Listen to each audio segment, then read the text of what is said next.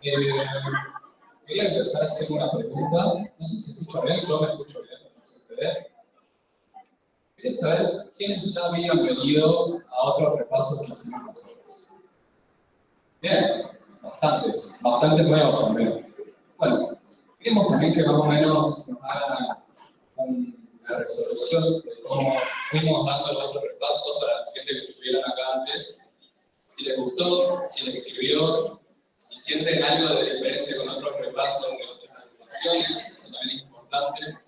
Como yo les decía ahora en el teórico, el repaso, nuestro repaso lo da gente que está capacitada para darlo, o sea, son personas que preparan para el ingreso, y no son estudiantes, que si bien podríamos hacerlo, pero bueno, tenemos otras cosas para hacer. Así que bueno, no sé, más o menos, quiero que me contesten, no me dejen hablando solo. No sé si alguien tiene alguna opinión sobre alguno de los repasos, algo para que mejoremos. Somos perfectos, ¿verdad? Bueno, ya ahora en breves arrancamos, vamos a esperar que se conecte un poco más de gente de forma virtual. Sí.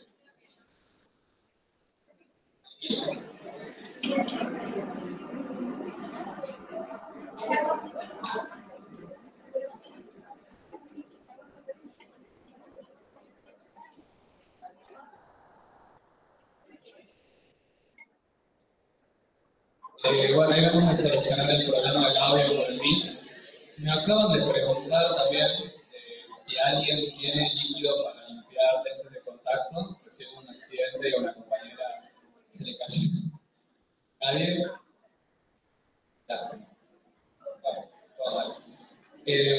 Bueno, nada. Queríamos también invitarlos el sábado. Vamos a hacer un viaje al campo de la Ribera. No sé si alguno ya conoce el lugar. Era un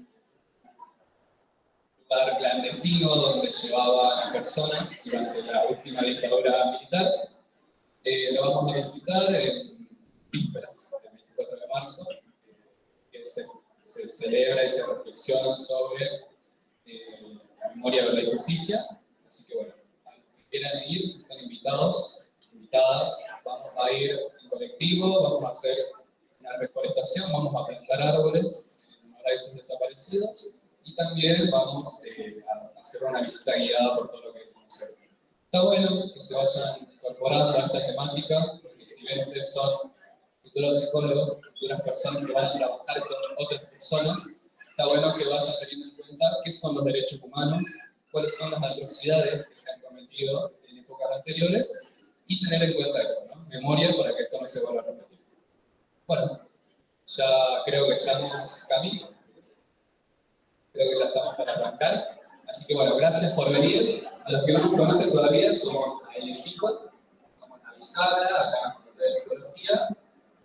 Nos pueden encontrar en la visita amarilla, nos pueden hacer consultas, dudas, por el Instagram. Como ya verán, no tenemos mucho presupuesto. Lo pusimos como pudimos. Bueno, somos una agrupación independiente, se empieza a notar un poco eso. Nadie nos está pagando por estar acá. Si estamos acá hoy por convicción, creemos que justamente la facultad se construye por estudiantes y no por partidos políticos de otros lugares, así que bueno, eso. Gracias.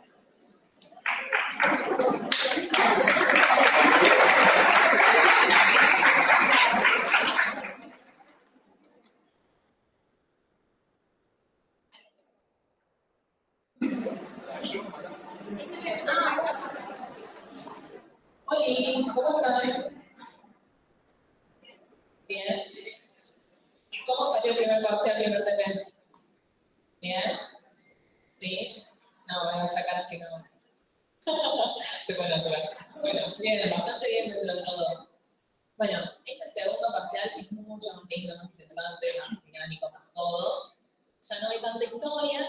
Sin embargo, la unidad también se destaca. Sin embargo, la unidad 3, como habrán visto, no puedo gritar mucho ya, seguramente voy a gritar. Pero no puedo gritar mucho porque creo que ya vamos a la... La unidad 3 es muy parecida a la unidad 1 en cuanto es más historia, más conceptos, más teoría, mientras que la unidad 4 es más parecida a la unidad 2, que la unidad 2 tenían áreas, ahora tienen procesos psicológicos básicos. vamos a intentar hacer un repaso rápido, como el de la otra vez. Ya saben que yo corro y voy muy rápido mientras hablo, así que cualquier cosa que no se me entienda, cualquier cosa que estén ahí como estoy yendo mucho más rápido de lo que se puede procesar, me avisan, así freno también. Yo creo que es muy importante que le hagamos mucho hincapié a la unidad 3, porque creo que puede ser la que más cuesta, y de la que más cosas nos van a tomar, así que voy a empezar por ahí. Y de la unidad 4 me dirán ustedes en qué quieren focalizar. De todas formas, yo considero que vamos a ir de cabeza con aprendizaje, vamos a ir de cabeza con sensor-percepción, con memoria, que son como el top 3 de las cosas más difíciles, y después vamos a todo lo otro que puede ser un poco más fácil de comprender. Bueno, arranquemos. Tenemos psicología en el contexto de las ciencias naturales, comportamiento de evolución, texto de Ardila. ¿Se acuerdan que yo les dije, ay, no me presenté, para que no me conocen, soy Cami? Por las dudas. Yo soy estudiante del ramo final, o sea, estoy esperando que me den fecha de rendir la tesis para recibirme al fin. Sí, me espero igual, así que en algún momento va a llegar.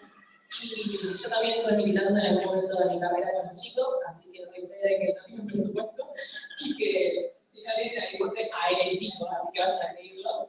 Y la verdad que las propuestas de los chicos son re interesantes y cuando yo formo parte del equipo también es algo muy lindo participar en otros espacios. Por ahí está la creencia de los del centro estudiante no se reciben nunca. Y la verdad es que no, la verdad es que es una militancia re linda que hace que participes, que conozcas gente que de otra manera quizás no lo voluntarias.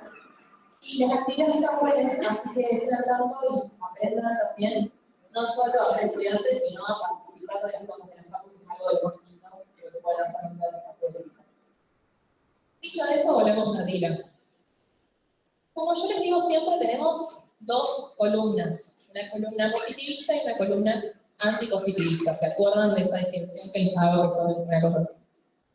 Bueno, del lado de lo antipositivista, perdón, de lo positivista, vamos a tener lo que son las ciencias naturales, vamos a tener representantes como Wundt, vamos a tener, ahora lo vamos a ver en el aprendizaje del conductismo, vamos a ver un montón de cosas que están del lado del positivismo, de lo experimental, de las ciencias naturales, fácticas, de las ciencias más experimentales. Entonces, del otro lado vamos a tener todo lo que es social, vamos a tener las ciencias sociales, humanísticas, lo integral, ¿sí? Lo que es antipositivista, lo que es subjetivista, como vamos a ver ahora, de este lado lo objetivista.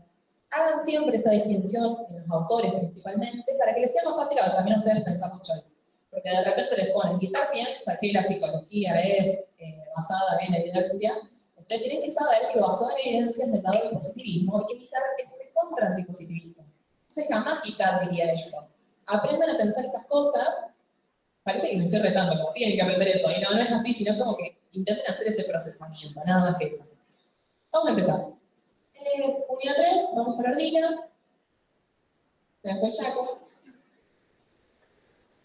Vamos a tener fundamentos de la psicología. Yo acá esto se los divido y ustedes van a ver que en el texto es un texto. No lo tienen dividido así, no lo tienen dividido en subtítulos, es un resumen que yo hago, que les marco como un poco más gráfico todo para que sea más fácil de entenderlo.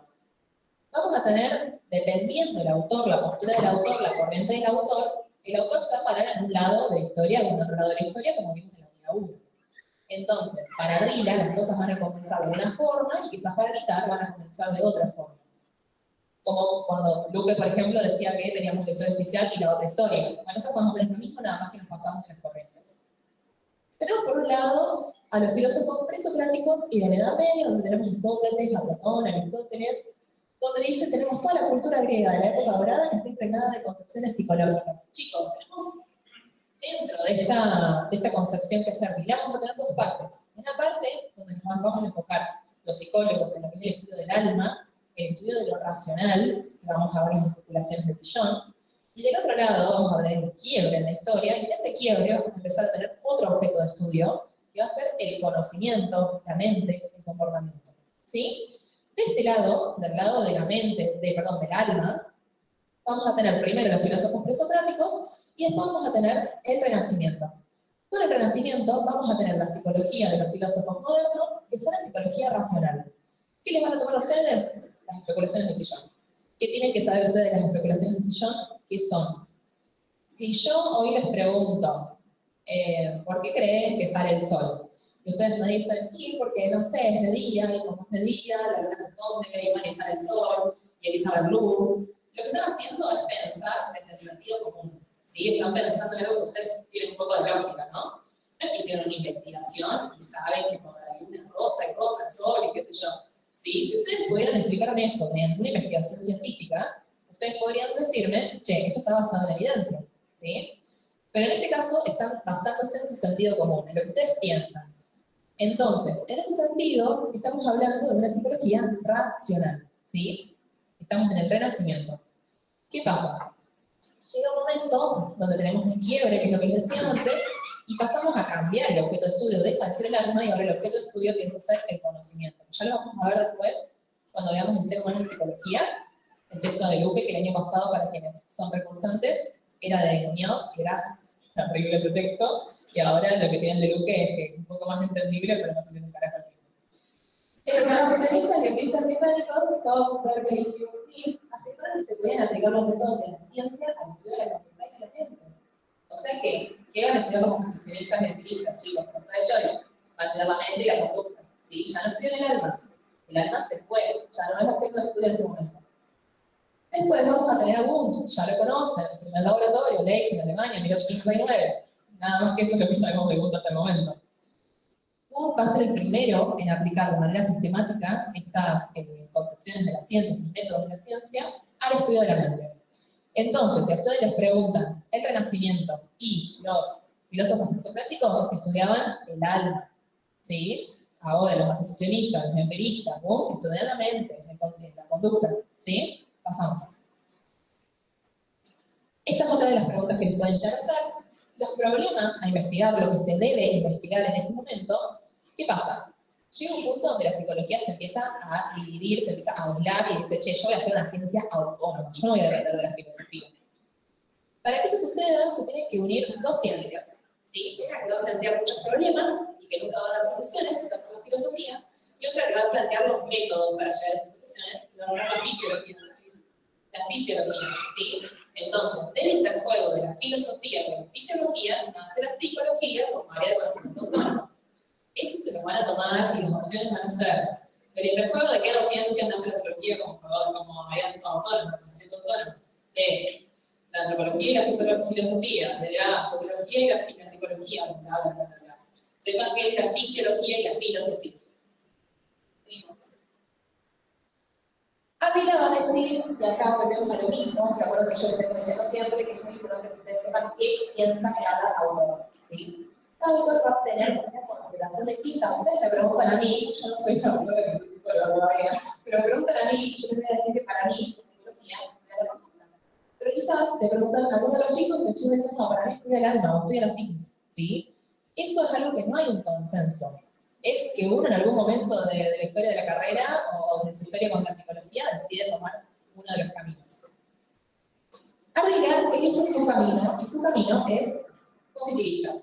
Entonces, él va a decir que la psicología va a atravesar 4 dilemas para construirse como ciencia autónoma, para hacer esta psicología de la unión de la filosofía y la fisiología. Y esos 4 dilemas van a tener que ver con el objeto de estudio, la metodología, la universalidad de las leyes, y si es una ciencia o una profesión. ¿Qué tienen que saber ustedes? ¿Qué piensa Ardila? No importa lo que piensen ustedes acá. Acá importa únicamente lo que piensa Ardila. Entonces, lo que nos van a tomar es, ¿qué piensa Ardila del objeto de estudio? ¿Y qué piensa Ardila del objeto de estudio? La psicología estudia el comportamiento de los organismos. ¿Sí? ¿Qué piensa Ardila del papel de la metodología? ¿Es una ciencia natural o es una ciencia social? Y ojo con esto, porque uno puede pensar, Ardila es positivista, está al lado de lo objetivista, va a decir que es una ciencia natural. Sin embargo, Ardila dice que es tanto una ciencia natural como una ciencia social, ¿sí? La universalidad o particularidad de las leyes. Ya hablamos, en el último repaso, de qué hablamos cuando hablamos de leyes universales, de leyes científicas, y básicamente que 2 y 2 son 4, ¿sí? Es eso aplicado a la psicología y decir, bueno, siempre que un perro se le acerque comida, va a salivar. Bueno, eso va a ser acá, así acá, ya en la China, en cualquier lado donde haya un perro que le acerque comida, va a salivar. Entonces, vamos a poder armar leyes universales en la medida que hagamos el método científico, que hagamos una hipótesis, que hagamos un experimento, que después contrastemos esa hipótesis, tengamos resultados. ¿Qué va a decir Ardila entonces? Que la psicología tiene que encontrar leyes universales, ¿sí? Debe encontrar leyes universales. Y por último, el balance entre ciencia y profesión. Vieron que si ustedes, yo les pregunto, ¿cuál es, qué le ocupa a la filosofía, la ciencia o la profesión? ¿Ustedes ven profesionales de, filosofía trabajando o ven la filosofía como ciencia? Probablemente la mayoría me diga que la ven como ciencia, ¿sí? La ven como la ciencia de la filosofía. En la psicología pasa lo contrario. Vemos más profesionales de psicología que la psicología como una ciencia en sí misma.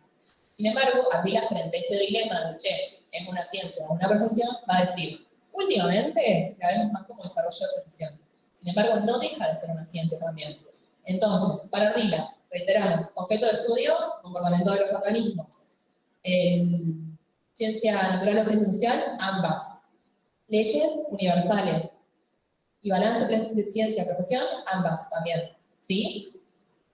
Pasamos. Mente de los animales. Esto es muy simple. Vamos a tener pensadores, y esos pensadores, a través del tiempo, van a pensar cosas distintas sobre la mente de los animales. El primero va a ser Aristóteles, bueno, y Plinio, y lo que van a decir es que los animales poseen una vida mental muy parecida a la de los seres humanos. Entonces, esto que les está diciendo, si ustedes lo leen entre líneas, es que los seres humanos tenemos vida mental y los animales también. Entonces, para Aristóteles, los animales tienen vida mental, ¿ok? Vamos a dejar de decir que tenemos una diferencia fundamental, y es que los animales son autómatas y nosotros somos autómatas, pero con alma. Entonces, nosotros tenemos cuerpo y tenemos alma, mientras que los animales tienen solo cuerpo, ¿sí? Y por último tenemos a Darwin, que habla del estudio de la evolución, de las revoluciones científicas, que fue, yo les preguntaba en su momento si conocían a Darwin, la mayoría siempre me dice que no. Darwin, el estudio de la evolución, fue uno de los más importantes en lo que es el avance de la ciencia. Siempre pensamos en Darwin como el mono, ¿viste? Que se van convirtiendo en el humano. Pero Darwin va a hacer 4 contribuciones principales a la psicología. Esas 4 van a ser el concepto de evolución, la psicología comparada, que la vamos a ver ahora, el estudio de las emociones y la investigación etológica de lo que es el comportamiento humano y el comportamiento infantil principalmente. Vamos.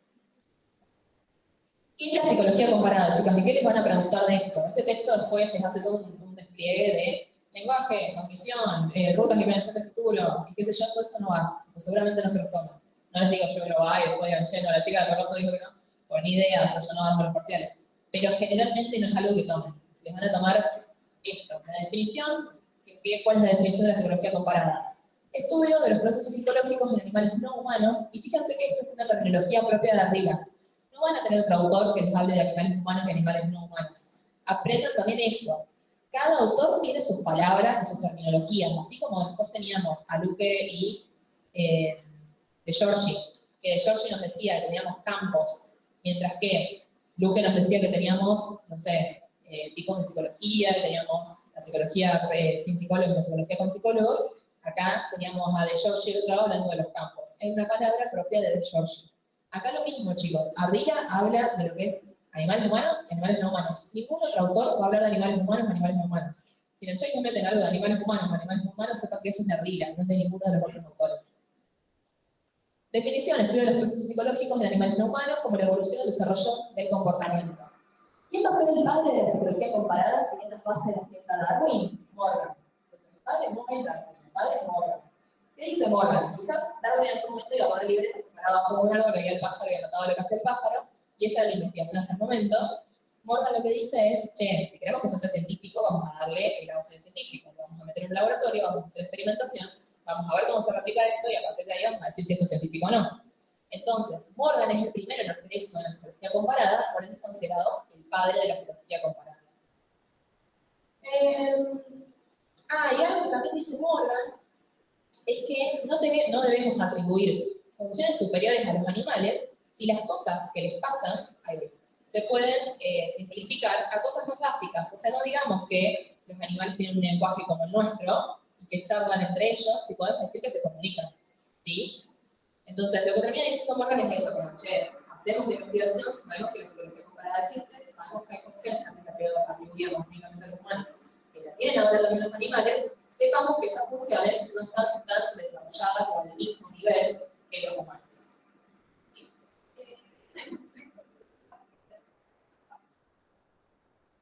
¿Quiere decir que Darwin era... No. A ver, es un ejemplo que dice. buenísimo, pero no sé si da mucho. Probablemente no, probablemente sea mucho mejor. A lo que voy es, quizás la investigación en ese momento llegaba hasta ahí. Eso era suficiente para decir, bueno, si tengo quizás 5 pájaros que observé y los 5 pájaros se comportan de la misma manera, puedo dar fe de que es resultado. Y lo que dice Morgan es llegar al laboratorio. ¿Sí? Entonces, como que hay otra vuelta de roca para hacerlo efectivamente científico.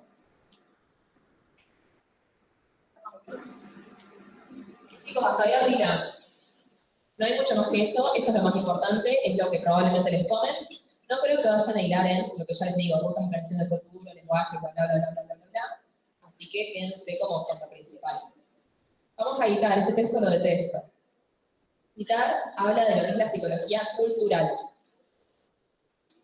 Está escrito muy difícil este texto y lo que dice no es algo tan difícil para entender. Entonces tratemos de bajarlo lo más a criollo que podamos. Guitar va a decir que la psicología cultural, primero y principal, ¿de qué lado va a estar Guitar? ¿Positivismo o antipositivismo? ¿Hay consenso con el antipositivismo? No, dicen acá. ¿Quién cree que no?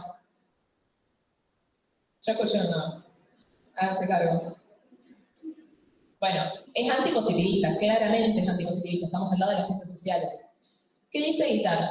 Que la psicología cultural es un modo de entender y hacer psicología que asume la idea de que la cultura y la mente son inseparables, ya que se constituyen mutuamente. Esto, chicos, es importante porque pensamos por ahí que la psicología social nos quedamos únicamente con el sujeto, su singularidad, su caso por caso, la cultura, la sociedad, y no es únicamente eso, también es ampliamente en la psicología cultural, pero no va a ser solo el estudio de la mente o solo el estudio del sujeto, sino cómo se van construyendo a sí mismos, ¿sí? Yo me voy a convertir en Cami a partir de que me relaciono con gente, a partir de que voy a mis actividades, a partir de que salgo desde mi casa y de mi cuadrado, y a su vez todo lo que yo haga para afuera va a contribuir hacia afuera. Entonces, ese afuera me está dando a mí para formarme yo, y yo le estoy dando hacia afuera para contribuir un poquito a ese afuera también. Entonces vamos a estar construyendo mutuamente. La meta de la psicología cultural va a ser entender cómo los procesos de desarrollo humano tienen lugar en la cultura. Esto se asemeja un poco, ¿se acuerdan de cuando veíamos psicología social? Tiene que ver un poco con eso, como cómo contribuimos a esa cultura, qué pasa en esa cultura a partir de que nosotros estamos insertos ahí, cómo eso nos afecta a nosotros. Cultura, entonces, para la psicología cultural, va a ser ciertas formas implícitas compartidas por una determinada unidad cultural. Esto es, yo ahora estoy tomando un mate con las chicas, ¿sí? Son formas compartidas con otras personas que tenemos compartidas así como en general, como en sociedad, ¿sí? Algunas son más implícitas, otras son más explícitas, en parte es súper explícito, pero quizás la forma en la que pensamos ciertas cosas, que quizás tenemos todos muy parecidos, la misma línea de pensamiento, también es algo cultural porque te vas a otro país y quizás la línea de pensamiento es otra. Entonces, esas formas son más implícitas quizás y también son compartidas por una cultura. Seguimos. Entonces, psicología cultural es el estudio de la constitución mental de y por las formas simbólicas, acciones, impresiones humanas significativas, recursivamente estructuradas, históricamente contextualizadas, socialmente producidas, reproducidas y transmitidas. Esta es una definición de Serrano. Les traje esta porque hay miles en el texto y esta es la más completa, a mi parecer, entonces siempre estudien la definición más completa y con eso van a estar como más cubiertos para cualquier choice, o no tanto para los choice, pero sí más para el desarrollo y esas cosas. Creo que queda claro, está medio trabalengua, pero es simple lo que dice. Estudiar la constitución mental de las formas simbólicas. Las formas simbólicas es esto que dice a continuación, las acciones, las expresiones, cómo nosotros nos manifestamos, qué manifestamos. Todo eso es cultural también, o sea, está dentro de una determinada cultura.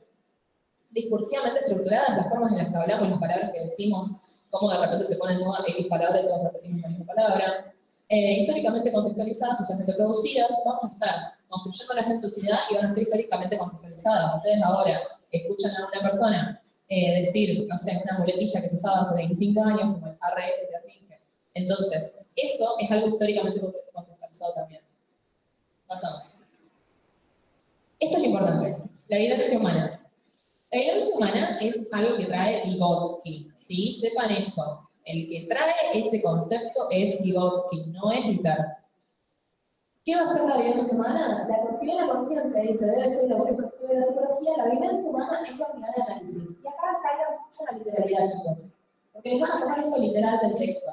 Entonces, sepan todo lo que sí es la vivencia humana y todo lo que no es La vivencia humana sí es una unidad de análisis, sí es la unidad de personalidad y del entorno como figura en desarrollo, sí es la verdadera unidad dinámica de la conciencia, unidad plena que constituye la base de la vivencia. ¿Qué es esto? Para la psicología cultural no va a ser importante la cosa que pase, ¿sí? Acá viene de repente un helicóptero y casi nos choca el aula. Y quizás la mitad del curso se recontra asusta y queda con un trauma para toda la vida y no quiere pisar nunca más el aula G, y la otra mitad se queda de risa y viene todos los días al aula G como si nada. El hecho en sí mismo es que casi nos choca un helicóptero. Ahora, para algunos eso va a ser muy importante y va a tener mucho valor significativo y va a generar cosas muy fuertes, y para otros quizás no. Quizás fue algo más que pasó en sus vidas y nada más.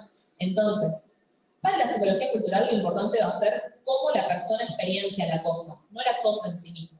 No el hecho de que casi nos choca un helicóptero, sino cómo cada uno vivió ese hecho, ¿sí? Eso va a ser lo que le importa a la psicología cultural. Entonces, el ambiente, contexto que tiene importancia para el psicólogo cultural, no es el que existe en el mundo objetivo, el helicóptero que casi nos choca, sino aquel que aparece en la mente de la persona, ¿sí? ¿Queda claro esto? Pasamos. Bien, vamos a tener dos cosas que también son relativamente importantes, no creo que sea lo más importante del texto, pero tenemos el desarrollo humano y tenemos también los actos de significado. El desarrollo humano va a decir que implica una reorganización de la percepción, que es la vivencia, y la acción, que viene mediada por la vivencia. Yo como persona me voy a desarrollar en mi vida a partir de que me pasan cosas, de que vivencio cosas. No es más que eso, chicos. Mi desarrollo humano va a depender de las cosas que yo vaya experimentando. Entonces, repito, el desarrollo implica una reorganización, como yo adquiero eso, como yo abrazo eso que estoy viviendo, de la percepción, de esta vivencia que hablamos recién, esta vivencia humana, casi nos choca el helicóptero, cómo yo viví eso, y la acción que viene mediada por la vivencia, ¿qué hago yo con eso? Por ejemplo, no piso más la placa, ¿sí? Todo eso va a tener que ver con el desarrollo de la persona. Dice que siempre va a estar inserto en un contexto, ese contexto puede ser concreto, como por ejemplo las personas con las que yo estoy interactuando, o puede ser remoto, como por ejemplo las ideas de una comunidad. Es lo que sucede, nada más que eso. Y por otro lado tenemos los actos de significado, que son las prácticas colectivas que dotan de unidad, sentido y propósito a la realidad. Esta va a ser también la definición de Brunner, porque lo que va a decir es que los mitos, los cuentos, y son todas cosas propias de Brunner, pero cuando van a un pueblo y en el pueblo existe el mito de la señora que colgaba, no sé, los zapatos maquillados, se llevaba un perro, bueno, no idea. Eso es algo que existe en el pueblo y que es cultura de ese pueblo, y que vos llegas como visitante y de repente te encontrás con esas cosas. Esos son actos de significado que son prácticas colectivas que hacen que todos los que se forman parte de ese pueblo se sientan parte de ese pueblo, se sientan parte de esa unidad de la sociedad. Entonces, la función de la historia, va a decir, es encontrar un estado intencional que mitigue o al menos no comprensible la desviación respecto al patrón cultural canónico. Es entender un poco cómo son las vivencias en cada uno de los pueblos, cómo son los desarrollos, qué actos de significado hay que yo traigo a los pueblos, pueden ser los grupos. Si acá nos ponemos a ver, probablemente haya no sé, un montón de grupos de amigos y cada uno tenga sus propios actos de significado. Seguimos. Entonces, la vivencia va de adentro hacia afuera, es algo que a mí me pasa y que yo lo llevo a la cultura, no únicamente, ¿sí? La vivencia va a ser algo que va de adentro hacia afuera, que va de afuera hacia adentro, no se va a reducir a lo individual, no está genéticamente determinada, no es algo instaurado en el fondo de nuestro cuerpo o algo, ni es un artificio meramente cognitivo, sino que se construye culturalmente y volvemos al principio, ¿sí? Somos construidos por la cultura y construimos nosotros a la cultura. Una moldea la cultura y viceversa. Pasamos. Y por fin también el texto. No me gustó para nada. Bueno, y ahora vamos a este que este es el más importante. Este, chicos, y el que sigue del objeto y objetismo y subjetismo. El año pasado fue el texto más importante. ¿Qué pasa? Era un texto larguísimo, entonces decidieron sacarlo y poner que es Luque haciendo una hiperreducción del texto de Muñoz, que no se entiende mucho, porque no hay mucho desarrollo, o sea, medio como que te dejan eliminar ciertas cosas, como que queda ahí en la ilustración está acá, punto. Cuando estás cansado y te quedas a la mitad y dices, bueno, ya fue, lo voy a entender más adelante. Bueno, pasamos. El ser humano en psicología vamos a tener dos etapas, una etapa precientífica y una etapa donde la psicología empieza a convertirse en científica. ¿Por qué se llama el texto del ser humano en psicología? Se llama así porque vamos a ver qué lugar se le da al ser humano. ¿Cuál es la noción del ser humano con la que vamos a trabajar? En un primer momento tenemos aquí a Platón. Platón va a plantear un dualismo cuerpo, alma y mente. Alma y mente van a ser lo mismo, donde hay una supremacía del alma sobre el cuerpo y la consideración del cuerpo es algo que nos distrae del mundo de las ideas. Esto que parece chino, en realidad es muy parecido a lo que son las ideas religiosas, de tenemos un cuerpo, ese cuerpo es mortal, tenemos un alma, esa alma es mortal. Una vez que el cuerpo muere, el alma vuelve al cielo, en este caso el cielo es el mundo de las ideas. Este mundo de las ideas es un mundo puro, un mundo como inocente, si se quiere, libre para el alma, pero ¿qué pasa? La gente encerrada en ese cuerpo que quiere cosas malas. Entonces, de repente, cuando el alma se puede liberar, vuelve a ese mundo de las ideas. Esa es la idea de Platón, no mucho más que eso, es simplemente que tengan eso. ¿Por qué supremacía? Bueno, es inmortal, el alma va a estar por encima del cuerpo. Entonces, Platón es dualista, plantea alma y cuerpo que son separables, donde la primera, el alma, es inmortal. Aristóteles va a decir, no, en realidad el cuerpo y el alma son lo mismo, o sea, son dos partes de la misma sustancia. Entonces, para Aristóteles, si el cuerpo muere, el alma muere con el cuerpo. Chicos, esto parece que no es importante y se los toman después. Entonces, apréndanse qué dice cada uno del alma y del cuerpo, cuál es dualista, cuál es monista, porque eso se los van a tomar de cabeza. Aristóteles entonces es monista, no es dualista porque no plantea un dualismo. Descartes va a asumir, dice que la realidad, acá ya empieza la falopa, la realidad es algo que no puede darse por sentado. Entonces Descartes lo que va a decir es que no conocemos la cosa, sino que conocemos la representación que nos hacemos de la cosa. Yo no veo esta botella y digo, veo una botella. Yo veo la idea que yo me hago de esta botella. Quizás si alguien más ve esta botella, ve otra cosa, no ve lo mismo que estoy viendo yo, porque está viendo la representación que se están haciendo de la cosa. Eso es lo que dice Descartes. Entonces, Descartes, con la duda sobre la existencia del mundo exterior y la certeza de su propia existencia, me encanta, soy yo, en tanto cosa pensante, Descartes sienta las bases para la idea de que mente y cuerpo son sustancias separadas, distintas. Entonces vamos a tener el cuerpo por un lado y la mente por el otro. Por ende, el cuerpo va a ser mortal, la mente va a ser inmortal. Por ende, son sustancias diferentes. ¿Qué pasa con Descartes? Descartes de repente trae esta idea de, che, no hablamos más de alma, hablamos de mente. Y la mente es algo separado del cuerpo, pero así separado y todo, como dos sustancias distintas, se comunican. Tira esa. Y de repente, ¿qué pasa? Los psicólogos dicen, che, tenemos un objeto. Hasta acá no teníamos un objeto. Hasta acá teníamos el cuerpo era de los médicos. Entonces, con Descartes y el planteo de Descartes, nosotros empezamos a tener un objeto que es nuestro, que es la mente. Alguien tiene que estudiar la mente. Y acá es donde se empieza a plantear esta idea de, che, vamos a estudiar la mente, y llegan los empiristas, Locke y Hume, a decir, che, vamos a estudiar qué pasa en la mente. ¿Qué pasa? Que traen la tabula rasa, que no estaba puesta en el texto, chicos, así estaba en el año pasado, pero después se los retoman a esto, creo que en función ejecutiva, algo así, entonces los traje directamente acá. Lo que terminan diciendo Locke y Hume es, che, la mente, perdón, pensé que había dicho algo, pero no lo traje. La mente es un papel en blanco, nacemos, el bebé nace y no tiene nada en la cabeza, no tiene nada. Y de repente empieza a vivir cosas, experiencias, y esas cosas se imprimen en la mente. ¿Cuáles son las cosas que se imprimen? Cosas muy básicas, los colores, los números, cosas como ideas muy básicas, que después se van a asociar, y de ahí el asociarse mismo, se van a asociar para crear ideas más complejas. Entonces, los empiristas van a construir el asociacionismo, que es la manera en que la mente construye sus ideas. Por ende, la mente no sería otra cosa que una conexión de percepciones diferentes unidas entre sí por relaciones. ¿Queda clarísimo esto? Muy bueno, 3 horas cuando estuve. ¿A qué no queda claro? Sí.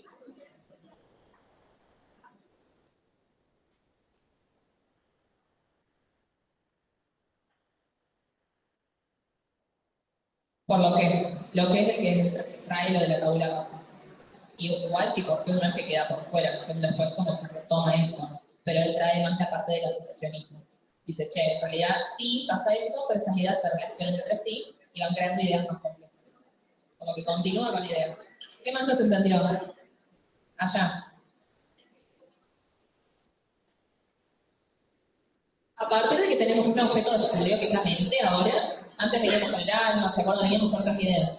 Ahora que tenemos la mente como objeto de estudio, tenemos que estudiarla. Entonces, lo que Hume dicen, vamos a estudiarla, y estudian ese estudio, dicen, vamos a armar una teoría, y esa teoría es la tabula rasa. Entonces, los empiristas lo primero que traen es eso, que nosotros tenemos una mente en blanco, en la cual se imprimen las primeras experiencias, y esas primeras experiencias pues, se relacionan entre sí, y en esa relación se genera lo que es el asociacionismo, que es más de parte de Hume. Sí. Descartes es monista, ¿no? No. Descartes plantea que tenemos dos cosas separadas. O sea, vamos a tener la mente por un lado y el cuerpo por el otro. No van a ser dos cosas uno solo. De hecho, lo más conocido es el dualismo cartesiano, en esos términos. Allá. Sí. No trae toda la idea religiosa del mundo de las ideas, mirar la cara del cielo, qué sé yo, pero sí es dualismo. ¿Alguna otra? ¿Seguimos? Acá.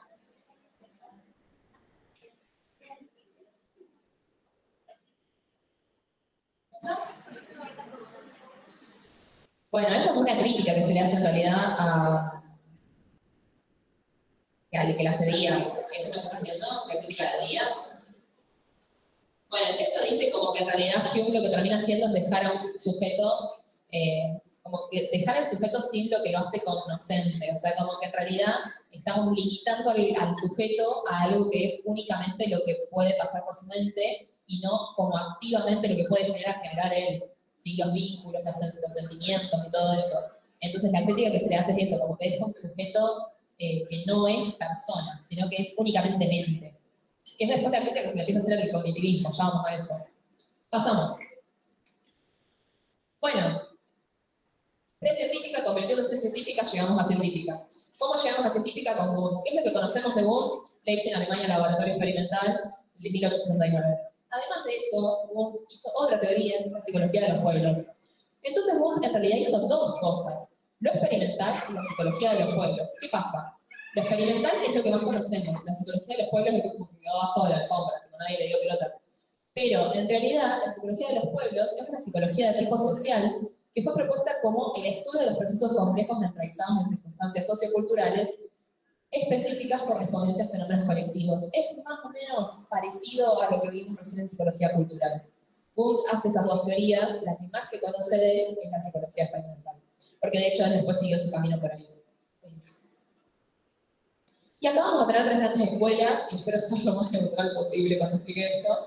Tenemos tres escuelas que son como las escuelas corrientes, modelos, sistemas más importantes, más grandes, más conocidos en psicología, donde vamos a tener el psicoanálisis, el conductismo y la cognitiva. Cada uno va a tener una noción de ser humano distinta, y eso es importante que ustedes lo sepan. En el texto del año pasado se explicaba en una carilla cada uno con cada una de las teorías.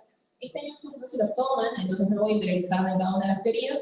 Lo que sí es importante que sepan es que en el psicoanálisis el padre es Freud, ¿sí? No hay otro padre del psicoanálisis, el psicoanálisis tiene como padre Freud, donde lo que se plantea, es muy difícil entender esto sin saber qué es el psicoanálisis, pero lo que dice es los seres humanos empiezan a desconfiar, o sea, pueden a partir del psicoanálisis desconfiar de sí mismos, por lo tanto saben que hay en ellos algo que escapa a todo entendimiento, razón, que es algo que es ingobernable y de donde viene todo su dinamismo. ¿Alguien entiende esto? Ah, buenísimo. En realidad, lo que está explicando Freud acá es que nosotros lo que hacemos, lo que decimos, todo lo que somos, todo lo que hacemos, todo lo que decimos, todo lo que hacemos, viene de algo que se llama el ello, que es inconsciente, que es algo a lo que no podemos acceder, que manda toda la energía. Entonces, toda la libido, todo el dinamismo de que habla Freud, toda esa energía viene del ello. Después, cuando ustedes conozcan la teoría del psicoanálisis, van a ver que pasando por diversas barreras, es como que viene el tren y de repente se le levanta una barrera y puede pasar, y se le levanta otra barrera y puede pasar. Bueno, si pasa todas estas barreras, puede llegar a la conciencia o puede llegar a hacer cosas. Y muchas de esas cosas, mientras pasa esas barreras, van siendo modificadas. Va a parecer un montón, pero en realidad lo que él dice es, por ejemplo, si vieron que toda la teoría de Freud es sobre la sexualidad. Él cuando plantea el Edipo es algo así como, bueno, el niño quiere estar con la madre. Vamos a usar en esos términos.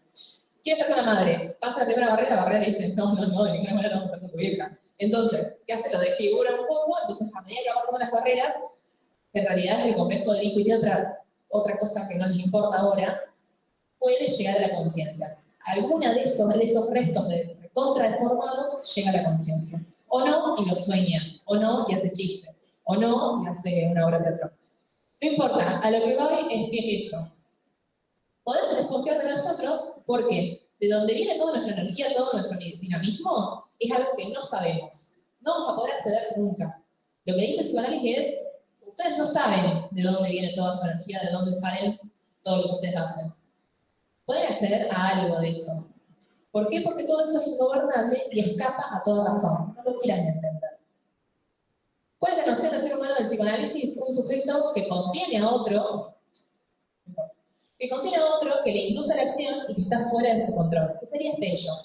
¿Sí? Queda un poco más claro. No intenten entenderlo ni llevarlo a lo lógico. Intenten entender esta parte nomás. Hay algo de donde sale la energía de lo que ustedes hacen, a lo que no pueden acceder porque es ingobernable a ustedes, les escapa toda razón, pero de ahí viene toda la energía de lo que ustedes hacen. Punto. ¿Sí? Noción de ser humano entonces, algo que los gobierna a ustedes y que ustedes no pueden gobernar. De ahí viene toda la energía. Bien. Vamos al conductismo, que el conductismo de hecho ni se lo explican. Dicen, ¿por qué dejó de ser funcional el conductismo? Vamos a entenderlo al conductismo primero. Los padres van a ser Pavlov y Watson y lo vamos a ver ahora en aprendizaje. Pero Pavlov y Watson van a ser los padres del conductismo para Luque, que el conductismo va a ser la escuela triunfante en los 60, en la primera mitad del siglo XX. El conductismo plantea una noción de ser humano, un modelo de ser humano, donde la persona es algo moldeable desde el ambiente. Algo que puedo condicionar desde algún diseño, dice, desinteresado. Bueno, perdón, interesado. ¿Por qué deja de interesar el conductismo? No lo voy a explicar ahora porque lo vamos a ver en el aprendizaje muy en detalle. Pero el conductismo deja de interesar por varias cosas. Primero, porque lo que se le critica es no pueden reducir a la persona en una conducta. Ya no nos podemos quedar únicamente con el estudio de la conducta de la persona. La persona es mucho más que conducta. Esa es la primera crítica que le hacen. La segunda es cuando se elimina la mente y los contenidos, porque el conductismo en este momento no tenía en cuenta la mente y lo que pasa en la mente. Se le saca todo lo que es los sentimientos, los esfuerzos de los seres humanos por la comprensión del mundo y hace que el conductismo empiece a desplazarse por completo por ser únicamente biológico. ¿Y acá qué pasa? Estábamos estudiando primero el alma, después empezamos a pararnos en la conducta y de repente dicen, che, el conductismo no tuvo en cuenta la mente. Entonces dicen, bueno, vamos a interesarnos en la mente y llega la cognitiva. La cognitiva va a traer a partir de la década del 50, va a reivindicar la mente como objeto de estudio. Entonces vuelve la mente a juego. Y con el estudio de la mente lo que vamos a hacer es utilizar métodos que no sean asociación libre ni la introspección, ¿sí? La asociación libre es un método de psicoanálisis. Es que ustedes puedan estar, es lo que la imagen más reconocida simbólicamente es el diván donde la persona está hablando, acostado en el sillón, de todo lo que siente, pasa, lo que se le pasa por la cabeza. Todo eso es asociación libre. Lo que dice la cognitiva es, vamos a usar otros métodos. Entonces, el método que traen ellos es el método del funcionalismo. Ellos lo que dicen es, vamos a postular estados internos de los organismos que se caracterizan por la presencia de representaciones mentales que hacen que podamos después manifestar esas representaciones mentales en conductas. El sistema es input ambiental, procesamiento de la información, output conductual. ¿Qué es esto, chicos? Yo siempre les traigo el ejemplo de los TCA. En el TCA funciona mucho esto de, hay una información que a mí me entra del ambiente, esa información es, te ves gorda, esa información de, tenés que hacer algo con tu cuerpo porque no sos aceptada. Frente a esa información yo la proceso, la información que me viene del ambiente, la proceso, el procesamiento es, tengo que dejar de comer, voy a dejar de comer, dejo de comer. Y una vez que yo dejo de comer, la respuesta del resto, o sea, la respuesta es esa, me veo mejor, me veo más aceptada, me veo más linda, me veo más flaca. Entonces, frente a eso, los otros lo ven y tenemos un nuevo input ambiental que es, che, estás más flaca, estás más linda. Y eso es nueva información que vuelve a hacer que yo procese y diga, che, está bien lo que estoy haciendo. Y vuelvo, sí, es mucho más complejo que todo esto. Pero piensen que la cognitiva, la conductual, el psicoanálisis, son corrientes que no quedan únicamente en la teoría, ¿sí? Después lo vemos aplicado en lo que es lo práctico. Pasamos. Díaz. Díaz hace críticas, no sabemos quién es Díaz, no hay contexto de quién es Díaz, de repente te ponen las críticas de Díaz. Díaz, en su teoría, él plantea hace críticas a todo, de hecho hace críticas a Piaget, y no nombran a Piaget en el texto, pero hace críticas y después larga una teoría, y lo importante es esto, la teoría de Díaz. Díaz lo que va a decir es que hay que asumir que en el ser humano es una condición biológica, una psicológica y una cultural. Entonces él va a agrupar, va a integrar, ¿sí? Para los que el año pasado hicieron Muñoz decía lo mismo, o sea, Muñoz largaba con una teoría que era la de las facultades mentales, como se acuerdan, teníamos muchas facultades en la cabeza, bla, bla, pero lo que hacía un poco es eso, es unir cosas de la psicología popular con la psicología científica. Díaz lo mismo, vamos a unir condición biológica, condición psicológica y cultural. Entonces lo central es el ser humano que va a ser crecientemente autoconstructor y libre. O sea, él va a hacer mucho de lo que tiene que ver con su psiquismo, no va a estar gobernado por algo inaccesible como un ello, no va a estar reducido únicamente a su conducta y nos vamos a ocupar únicamente de su mente. Entonces, para Díaz, cada humano participa de la cultura en que desarrolla su vida cotidianamente, o sea, una parte de Guittard, pero no solamente se apropia de la cultura, sino que es capaz de crear innovaciones, las cuales le enriquecen y dan cuenta de su singularidad. Volvemos a lo cultural, ¿se acuerdan? Yo participo de la cultura y a medida que participo de la cultura me forma a mí, pero yo también le dejo cosas a la cultura que hacen que cambie un poquitito, pero cambie. Las operaciones intelectuales y los razonamientos que salen en los procesos de autorregulación dentro de los sistemas simbólicos permiten a cada ser humano adecuar sus comportamientos a la cultura. Parte de lo que es conductismo, ¿sí? Cómo nosotros nos vamos adaptando, cómo vamos aprendiendo con lo que es el moldeamiento de comportamiento. Sin embargo, también es capaz de realizar operaciones intuitivas, desorganizadas y desorganizadores que le permitan explorar nuevas posibilidades. Acá también hay un poco de cognitiva, que tiene que ver con, esto parece un trabalenguas, de realizar operaciones intuitivas desorganizadas y desorganizadoras. Desorganizadas es que quizás uno espera hacer ciertas cosas, de repente hace otras, esas otras irrumpen con lo que uno tenía pensado, y sin embargo, esa desorganización también es algo que le crea una novedad al sujeto, ¿sí? Yo una vez dije, me voy a anotar, en realidad a mí siempre me gustó hacer teatro, y en un momento se me ocurrió meterme en la carrera de teatro. Y dije, voy a dejar yo, no sé si les conté, pero yo soy una niña de ciencias económicas. Y en ese momento de crisis dije, dejo ciencias económicas y voy a hacer mitad de ciencias económicas, me meto a la carrera de teatro y mientras tanto doy ingreso a psicología. Ni idea, chicos, no salió, por supuesto. O sea, me mandé únicamente al ingreso de psicología y todo el resto lo dejé. Pero son también esas acciones intuitivas que son desorganizadoras, porque un poco no era lo que estaba planeado y sin embargo me mandé a hacerlo, y que a su vez son desorganizadas también en sí mismas, porque tampoco están tan pensadas, ¿sí? Pero te llevan por ahí a conocer nuevas cosas, nuevos aspectos que por ahí no estaban en tus planes principales. Y eso también hace al ser humano, ¿sí? ¿Queda un poco más claro? ¿Hay alguna duda de esto? Muchísimas. ¿No? ¿Allá?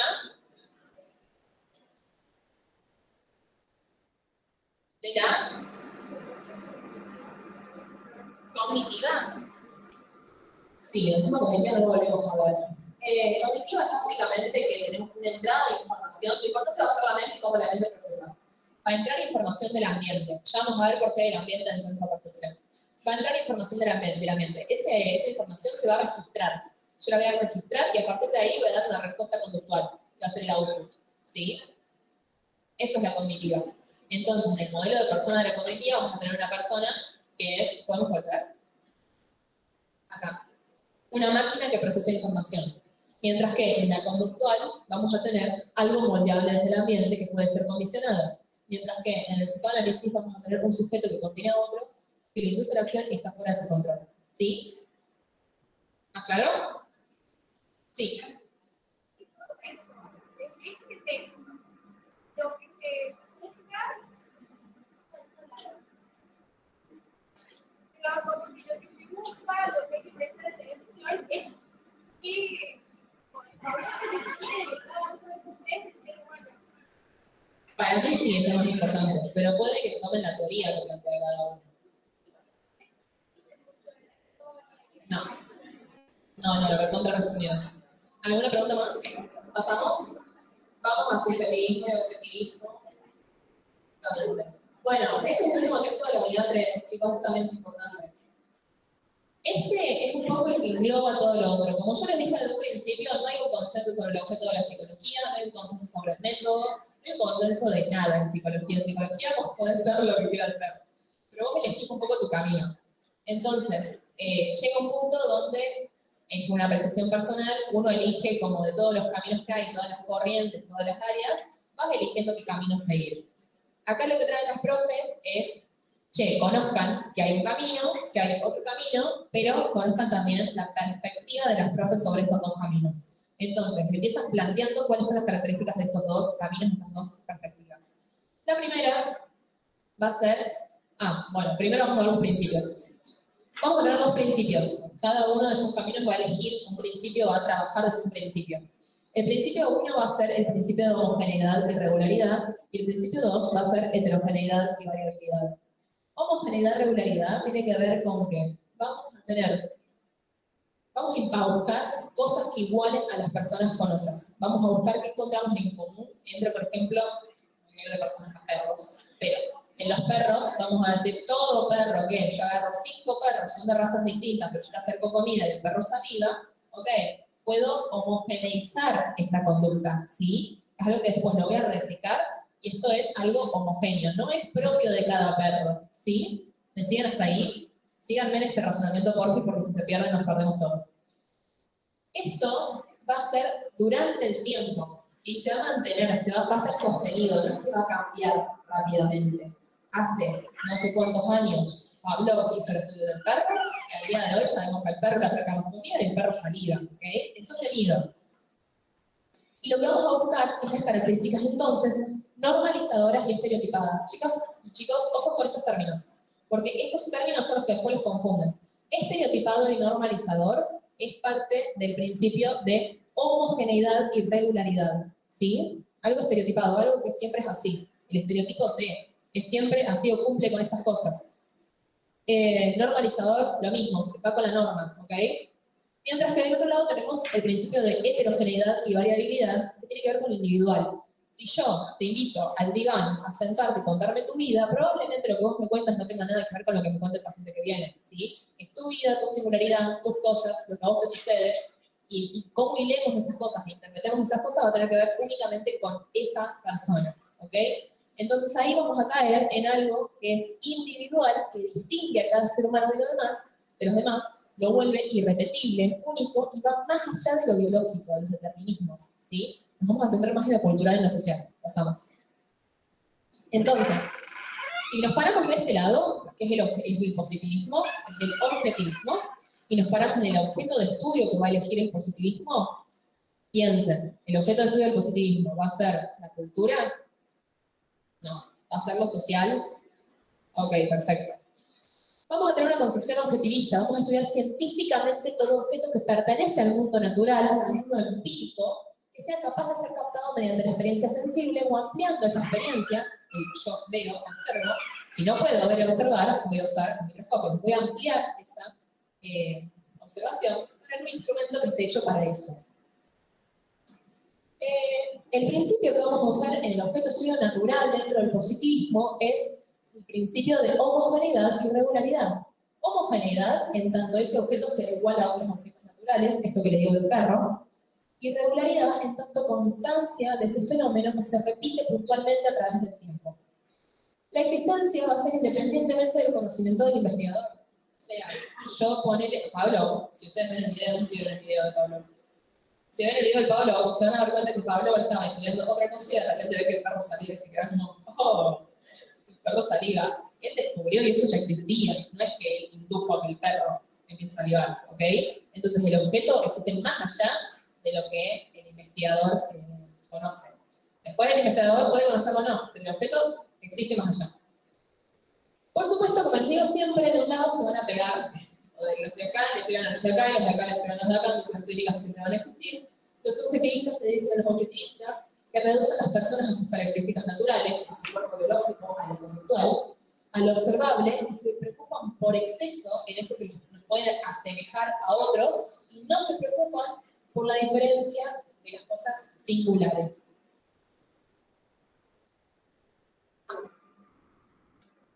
También vamos a tener el otro lado, el objeto de estudio de los subjetivistas, que va a ser una construcción conceptual. O sea, del otro lado tenemos un objeto natural, acá tenemos una construcción conceptual. De este lado, el carácter, el principio va a ser el de heterogeneidad. Nos vamos a enfocar en la individualidad de cada sujeto. Vamos a reconocer las características propias, irreductibles, bla, bla, bla, del sujeto que va a ser histórico-cultural. Nos vamos a enfocar bien en las partes de las ciencias naturales, si no nos vamos a mover de ahí. Una perspectiva que también se puede denominar constructivista y sociocultural. Entonces, los seres humanos vamos a vivir en un mundo que vamos a construir y que también va a ser construido con su archivo re pesado, lo van a repetir en todos los textos. Pero es eso, del lado cultural y social siempre se repiten más o menos las mismas cosas. Críticas. No es científica. Para el lado de los objetivistas que le dicen, eso no es científico, no pasaste por el laboratorio, no es replicable. Entonces, hay una estrecha vinculación, dicen los objetivistas, entre el sujeto investigador y el objeto que es investigado. Son mentes investigando mentes. Que en esa investigación, en esto de analista paciente, donde tenemos que tener en cuenta eso, la singularidad. Si hablamos desde el psicoanálisis, vamos a pensar en la singularidad del paciente, vamos a interpretar lo que está diciendo el paciente. En esa interpretación es mi mente interpretando otra mente, ¿sí? Y esa es la crítica que le hacen desde el objetivismo. Ese objeto, el objeto de lo que estoy interpretando, no existe por fuera de ese par. No es que está dando vuelta y yo lo descubro, como para interpretarlo. No existe por fuera de ese par. Veamos. Si yo no lo interpreto, no existe en ese momento. Método. Los objetivistas entonces van a usar métodos experimentales, métodos de laboratorio, fenómenos psicológicos pueden ser cuantificables, no cualificables. Quizás también, pero sobre todo cuantificables. Va a ser científico, pero tradicional, que tiene que ver con las ciencias naturales. Esto que les digo siempre, hipótesis, investigación, y a través de la investigación podemos si la hipótesis es certera, si es falsa, ¿qué tenemos que recondicionar? Busca leyes universales, que es lo que hablábamos antes. O sea, Ardila, ¿de qué lado estaría? ¿Objetivista o subjetivista? Objetivista, exactamente. Las críticas. ¿Qué se le critica desde el subjetivismo? La implementación de los estándares de las ciencias naturales a ciencias sociales. Porque para los objetivistas, el objeto es natural, mientras que para los subjetivistas, el objeto es social. ¿Sí? Entonces lo que le dicen es que están aplicando un método de las ciencias naturales a un objeto que es social. Nosotros podríamos decir, no, el objeto es natural. Por eso aplico el método de las ciencias naturales. Pasamos. El método de estudio de los subjetivistas. Acá tenemos dos personas importantes que van a ser Mentano y Dite, y se los traje por los dos, por si en algún momento se los nombran que les suenen los nombres. La metodología va a ser interpretativa, esto que yo digo, si yo interpreto lo que está pasando en la sesión, a partir de que yo interpreto lo que está pasando en el sujeto que está en el paciente, existe ese objeto. Si yo no interpreto, ese objeto no existe. Entonces no existe por fuera de lo que yo estoy interpretando. Dice, metodología interpretativa del sentido-significado, que recoja la visión desde dentro del sujeto versus desde fuera, que desde fuera sería del lado de los objetivistas, para generar conocimiento adecuado al objeto de estudio psicológico. Resulta importante que la metodología no intente estandarizar, mientras que para los objetivistas vamos a intentar estandarizar. Todas las cosas que les confunden en el choice. En lo que den cuenta quién estandariza, quién no estandariza, quién es homogéneo, quién es heterogéneo. Esas cosas van de la cabeza. Críticas, falta de rigurosidad o la carencia de potencial explicativo predictivo, que es lo que le dicen los objetivistas. Si yo esto lo quiero después replicar en 25 personas, no puedo porque trabajaste con el caso a caso. ¿Sí? Pasamos. Entonces, ¿qué pasa con Di Paola y Luque? ¿Qué dicen estas muchachas? Ellas van a decir que psicología está siempre en crisis permanente. Siempre vamos a tener estos dos caminos, estas dos columnas, y que mientras la psicología, dice, mientras uno quiera asumir una sola perspectiva, va a estar adoptando una mirada parcial y sesgada. Entonces, lo que terminan diciendo las profes es, la psicología es una ciencia fronteriza. Pregunta de parcial. Para Luque y Di Paola, la psicología es una ciencia social. Es una ciencia social, natural. Es una ciencia fronteriza, es una ciencia fronteriza. ¿Sí? ¿Ellas qué dicen? Si la entendemos como ciencia fronteriza, lo que tendríamos que poder hacer es los objetivistas bajar un cambio y agarrar cosas de los subjetivistas, y los subjetivistas bajar un cambio y aceptar cosas de los objetivistas. Así podríamos lograr una unanimidad de objeto y de método. ¿Va a pasar? Claramente no. Es mi apreciación personal también, pero bueno. Ellos plantean como una especie de utopía, como bueno, ¿cuál sería el mundo ideal? Y el mundo ideal es el de la ciencia fronteriza, donde uno dice, che, es cierto, existe esta parte. Y los otros dicen, sí, es cierto, existe esta parte, aceptamos todas las críticas, pero bueno, no va a pasar eso. Pero esto es lo que se plantea es eso, dice, por un lado la posición objetivista debiera aceptar la existencia del sentido significado como una dimensión ontológica constitutiva del objeto de estudio, y como consecuencia, metodológicamente, también, de la interpretabilidad histórico-cultural. Y por otro lado, los subjetivistas deberían aceptar que el objeto de estudio tiene también dimensiones cuantificables y susceptibles de explicaciones normalizadoras. Fin de este texto, ¿alguna duda? ¿Queda clara la posición de los profes? ¿Queda claro el lado objetivista y el lado subjetivista? No que se confundan ningún choice de estas palabras raras, por favor. Pasemos, vamos a unidad del 4. ¿Quieren que veamos atención o pasamos directamente a senso-percepción? Levanten la mano por senso-percepción. Vamos a senso-percepción.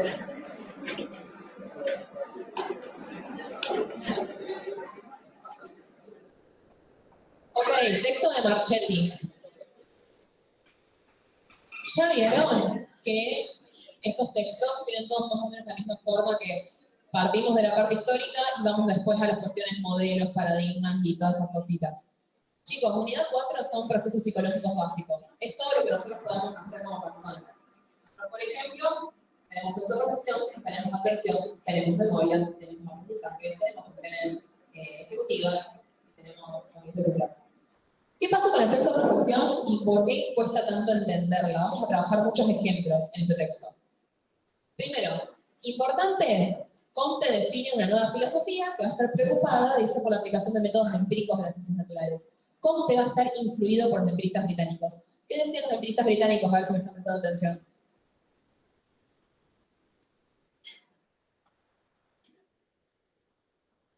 ¿Cómo? De la tabla rasa. Bien, perfecto. Ok. Pasamos al estudio de la mente, entonces, los empiristas británicos, en mente y conducta. Bien, son mi favorito. Entonces, vamos a estar influidos por los empiristas británicos que ya pasan el objeto a lo que es la conducta y la mente. Después la psicología se va a separar de las filosofías. ¿Se acuerdan que en unidad 1 vimos toda la separación de la psicología de la filosofía, bla, bla, bla, bla? Ahora dijimos área de conocimiento autónomo, influenciada por la filosofía y la fisiología. Se va a empezar a desarrollar como una ciencia abocada al estudio experimental de los procesos mentales. Entonces, lo primero que van a enfocar es la sensación como llave de acceso a la mente. ¿Cómo accedemos a la mente? Por medio de las sensaciones. Chicos, ¿qué es para ustedes una sensación? ¿Por dónde acceden a una sensación?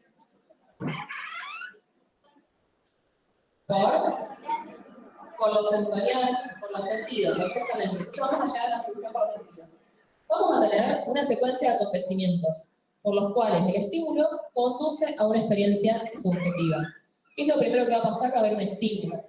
Ese estímulo vamos a tener un conjunto de sucesos mediante los cuales esos impulsos nerviosos se va a transducir ese suceso, ese estímulo. Y frente a eso, el último paso es una respuesta a ese mensaje. Eso es más o menos lo que pasa en todos los sentidos. Tacto, olfato, gusto, etc. Pasamos. Vamos a analizar los fenómenos de dos maneras. O sea, nosotros vamos a percibir el senso-percepción de dos maneras. Una va a ser la psicofísica y la otra va a ser la fisiología sensorial. Acá, chicos, les van a hacer ejemplos, entonces que no tienen claro esto. La psicofísica dice, estudia la relación entre las características físicas del estímulo y los atributos de su percepción, mientras que la fisiología sensorial analiza los eventos neurales consecutivos al estímulo físico, es decir, de qué manera los receptores sensoriales transducen el estímulo y cómo es procesado por el cerebro. Yo, qué ejemplo les doy acá, es, ustedes van caminando por una vereda y hay, las chicas que van bien en la clase deben estar hartas de estos ejemplos civiles. Están caminando por una vereda, de repente hay olor. Olor, ¿ok? Ustedes sienten y dicen, ay, hay olor. Hasta ahí, solamente hasta ahí, llegó la psicofísica. Ahora ustedes huelen y dicen, es olor a panadería. Ese, hay olor a panadería, es algo que tiene que ver con la fisiología sensorial. ¿Sí? El reconocer, el transducir esa información va a ir del lado de la fisiología sensorial. Mientras que la psicofísica va a ver la relación entre el estímulo y mi percepción de ese estímulo. Pasamos. Acá vamos a tener a Kant y a Weber y Fechner, que son cosas que ustedes tienen que saber medio por encima. Kant, ¿qué va a decir? ¿Se acuerdan que acá tuvimos a Aristóteles? Tuvimos a Platón, tuvimos a Descartes, tuvimos a Darwin, ahora se suma Kant. Kant va a decir que nuestras percepciones no son registros calcados del mundo que nos rodea, sino que se construyen internamente siguiendo reglas innatas y límites puestos por las capacidades. Para Kant, la mente no es un receptor pasivo de impresiones. Para Kant no es que las cosas simplemente suceden y se imprimen en el cerebro. Para Kant, nosotros vamos a activamente buscar la percepción. Nosotros vamos a tener una agencia en eso. ¿Sí? No es que la cosa simplemente pasa y uy, lo percibí. No, yo percibo activamente esa cosa. Entonces, para Kant, el conocimiento no solo se basa en la información sensorial, sino en el conocimiento que va a organizar esa experiencia. Ahora vamos a ver eso, pero...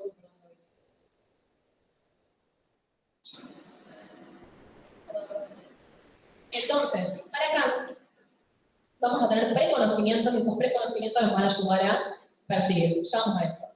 Weber y Fechner, ¿qué tienen que saber? En algún momento Weber hizo una ley matemática que decía que uno puede encontrar la distinción o la diferencia que hace que uno perciba algo, no expliqué nada con esto. Básicamente hizo un experimento en el cual le ponían una bolsa de 100 gramos, una bolsa de 100 gramos en otra mano y le decía, che, ¿cuál pesa más? Y la persona decía, ay, ni idea. Y le cambiaban la de 101 por 102 y decía, ay, ni idea. Y le cambiaban la de 102 por la de 103 y decía, ay, ni idea. Y le cambiaban la de 103 por la de 104 y la persona decía, esta pesa más, esta pesa más. Entonces, 4 gramos era lo que hacía que la persona pueda identificar qué bolsa pesaba más. Esa fue una ley de Weber. Fechner dice, che, voy a agarrar esta ley de Weber y la voy a aplicar en la psicología. Entonces le da unas modificaciones y de repente es el padre de la psicofísica. Lo que tienen que saber ustedes es que Fechner define la medida para sensaciones mentales como la mínima diferencia apreciable, es algo que les puede llevar a tomar, y que la ley Weber-Fechner está considerada como la primera ley matemática que puede generar la psicología. Por eso se nos trae el texto y nada más que por eso. Pasamos. Vamos a tener dos tipos de procesamiento. Un procesamiento que va a ser puro, una percepción pura o ascendente, y una percepción descendente. La percepción pura es la que generalmente no sucede. Es cuando sos un niño que no sabes absolutamente nada o no tuviste ninguna experiencia todavía y de repente, no sé, escuchás un ruido muy fuerte y alguien te dice, tranquilo, es un trueno, ¿ok? De repente la categoría trueno empieza a aparecer en tu mente. Esa categoría no estaba, entonces la percepción fue pura, fue ascendente. Percibiste el estímulo y del estímulo la información, ¿ok? Mientras que la percepción descendente va a través, yo hoy conozco lo que es un trueno, conozco lo que es un choque, conozco lo que es que se cae un árbol, pero si yo escucho un ruido afuera, puedo decir, che, ¿o es un trueno o se cayó un árbol? Pero lo que tengo es categorías en mente. Entonces, la percepción va a ser descendente, porque va a llegar la información y esa información le va a dar nombre al estímulo. Si yo no tengo categorías, la percepción es ascendente, ¿sí? Está ahí buscando una categoría. Si yo ya tengo categoría, baja la categoría, ¿ok? ¿Queda claro? ¿Quién dijo no? Olivia. Descendente. Vos ya hoy tenés categorías en tu mente. O sea, tu mente no está en blanco, no naciste ayer. Entonces, la percepción pura es muy raro que exista, es muy raro que se dé, porque aunque vos no conozcas absolutamente nada, o sea, vos estás acá, el ruido que está pasando de afuera no tenés ni idea qué ruido es. Sin embargo, por vos ya tener categorías en mente, podés llegar a deducir o a encontrar cosas parecidas de ese ruido a las categorías que vos ya tenés. Entonces decís, si de repente se empieza a escuchar sonido, y vos decís, debe ser los bomberos o la policía, ¿sí? Ya hay categorías, ¿no? Con tu preconocimiento. Exactamente, porque ya hay cosas en tu mente. Entonces, ¿qué pasó con esto? La existencia de un procesamiento de arriba a abajo altera la concepción tradicional de la percepción como primer paso en la actividad psicológica. Entonces, la percepción pasa a ser tanto una primera etapa que proporciona datos a otros procesos, como una etapa final en la que incluyen procesos superiores, como el aprendizaje o la memoria. Entonces, tenemos que entender que la percepción, así como nosotros percibimos y le otorgamos categoría, esa categoría también baja y en algún momento ya están las categorías inventadas, entonces en algún momento tuvimos percepciones puras, pero también hay percepciones descendentes. Pasamos. Y que les dan el efecto contexto, que el efecto contexto es ese ejemplo que les ponen en el libro de gato, que les escriben 3460, y 3460 es números. En algún momento en Facebook andaba dando vuelta una imagen, había una imagen que eran todos números, todos números, quizás la vieron, donde vos podías leer los números y se armaba un texto, un mensaje. Eso significa que está actuando lo que el efecto contexto, la información en tu cabeza que veas los números parecidos o relacionables a letras y baja la información y lo puedes leer. Eso es el efecto contexto. ¿Qué pasa? Aparece la Gestalt. La Gestalt dice, yo me voy a encargar de estudiar la senso-percepción. Entonces, la Gestalt va a decir que la percepción, o sea, ellos empiezan a estudiar cómo estos patrones de sonido, los patrones visuales, todos los de las sensaciones, empiezan siendo datos sensoriales crudos, yo toco algo, empieza siendo un dato crudo, que después le doy significado en el cerebro. Es madera. Le doy un significado a la luz de experiencias pasadas. Ya sé cómo se siente la madera. Entonces, ellos lo que dicen es algo medio extraño, que es lo que logran encontrar, que es que, atención con esto, los gestóticos plantean que nosotros vemos, yo los veo a ustedes, y lo que yo estoy viendo, en realidad, es una impresión que se imprime en la retina de mi ojo, y de mi ojo manda a las neuronas imagínense un grupo de hormiguitas bailando, las hormonas empiezan a ir a donde yo analizo esa imagen, y juntas hacen la imagen, como que lo hacen a todos ustedes, hacen la imagen y yo eso es lo que veo. ¿Ok? Eso es lo que dice, sí, esa cara, tal cual. Tal cual esa cara. Dice, el patrón de neuronas que representaba la cosa en el cerebro cual pantalla. Eso es lo que plantea la Gestalt en un principio. La percepción, dicen ellos, involucra más que sumar una serie de sensaciones visuales o de otros sentidos. De ahí viene la frase de el todo es más que la suma de las partes. ¿Sí? Pasamos. ¿Qué pasa? La Gestalt empieza a tener dificultades. Hay dos cosas que la Gestalt no puede responder y van a ser los dos problemas de la Gestalt. Por un lado, las figuras ambiguas. Son cosas que podemos ver de diferentes maneras, aunque la imagen en la retina sea la misma. Muestra que la percepción involucra más que el mero registro de sensaciones que impactan sobre la retina y más que solo la transmisión de esos mensajes al cerebro. ¿Cuál es el problema?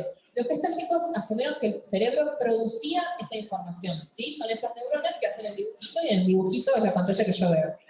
Entonces, pero nunca dijeron cómo. Entonces, piénsenlo así. Si yo la veo a Nay y la veo ahí sentada, están las neuronas haciendo el dibujo de Nay en mi cabeza. ¿Cómo sé que es Nay?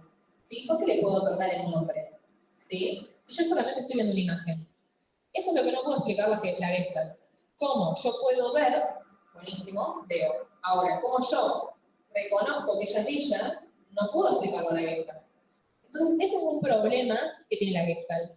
Entonces, lo que es importante que ustedes sepan es que para la Gestalt, el cerebro era un receptor pasivo de información. No generaba nada, era lo que le llegaba. A mí me llega la imagen.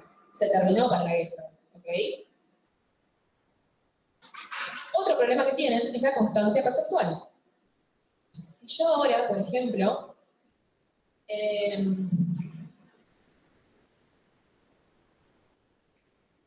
este mate.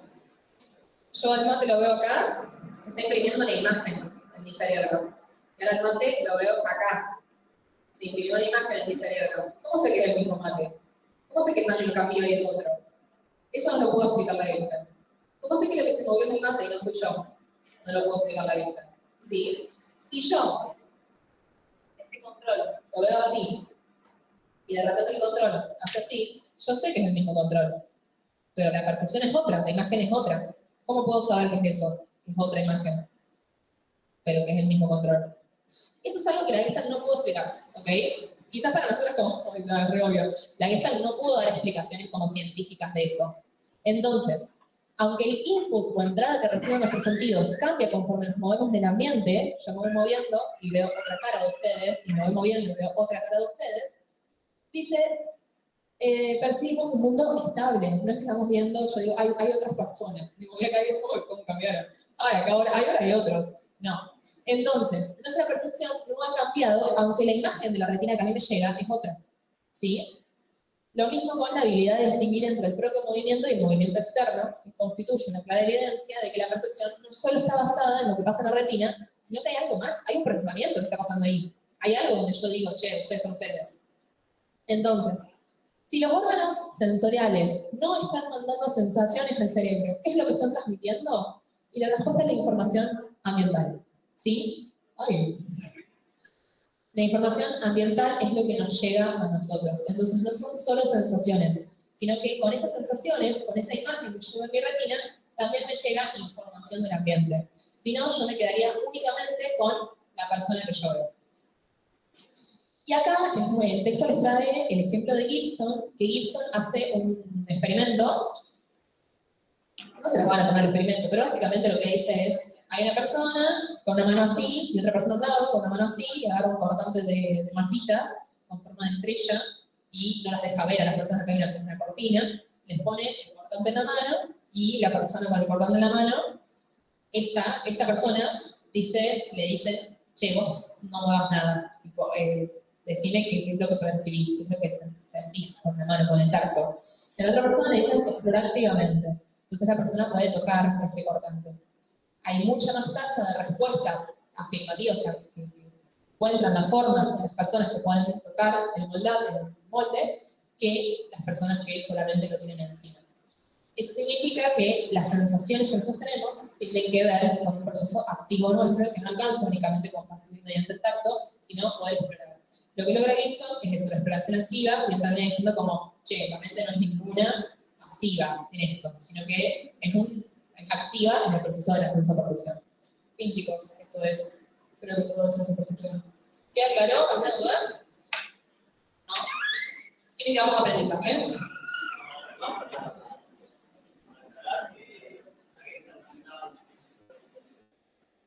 ¿No entraban? Ah, muy mal. Vale. Los principios organizativos no entran, dice el compañero, os aviso.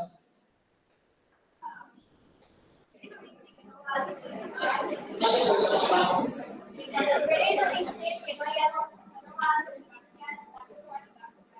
No tengo idea. Yo sabía que ustedes recomiendan. No sabía decir eso. Depende de la comisión, dice el compañero.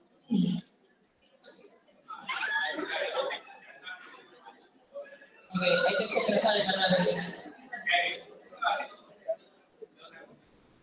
Dios. Bueno, ¿les parece que vayamos por aprendizaje o quieren otra cosa? Mano por aprendizaje. Son pocos, miren que los ejemplos de aprendizaje son los más difíciles. Tienen que reconocer los estímulos, tienen que reconocer los condicionamientos. Pero che, tienen que reconocer estímulos, condicionamientos, respuestas, todo eso lo tienen clarísimo. ¿Sí? A otro voy a pasar al frente y lo vamos a decir cómo. ¿Sí? ¿Está todo claro? No, perfecto, vamos a ir a aprendizaje. ¿Emociones a alguien le importa? ¿A alguien necesita que lo hagamos? ¿Sí? ¿Pero vos te sabés aprendizaje y no te sabés emociones? Lo reponía. Bueno, vamos a emociones rápido, chicos, no es tan difícil emociones. Emociones. Necesito que hagan silencio, lo único, porque no voy a gritar más. Tenemos una definición. La definición es de Scherer, que es episodio de cambios sincronizados en los estados de todo, la mayoría de 5 subsistemas. Vamos a ver esos 5 subsistemas, que es lo que nos van a tomar y lo vamos a pasar. Mientras nosotros evaluamos un estímulo. Hay un estímulo, nosotros lo evaluamos, vamos a pasar por 5 subsistemas en esa evaluación y eso va a dar a las emociones y la contribución de nuestras emociones a nosotros. Vamos a tener estos 5 subsistemas que va a ser el primero, el procesamiento de la información. El procesamiento de la información es percibo el estímulo, ¿sí? Esto, ¿vieron el helicóptero? Vamos a volver al helicóptero. ¿Vieron el helicóptero? El procesamiento de la información, yo lo percibo y digo, che, qué heavy, vi un helicóptero.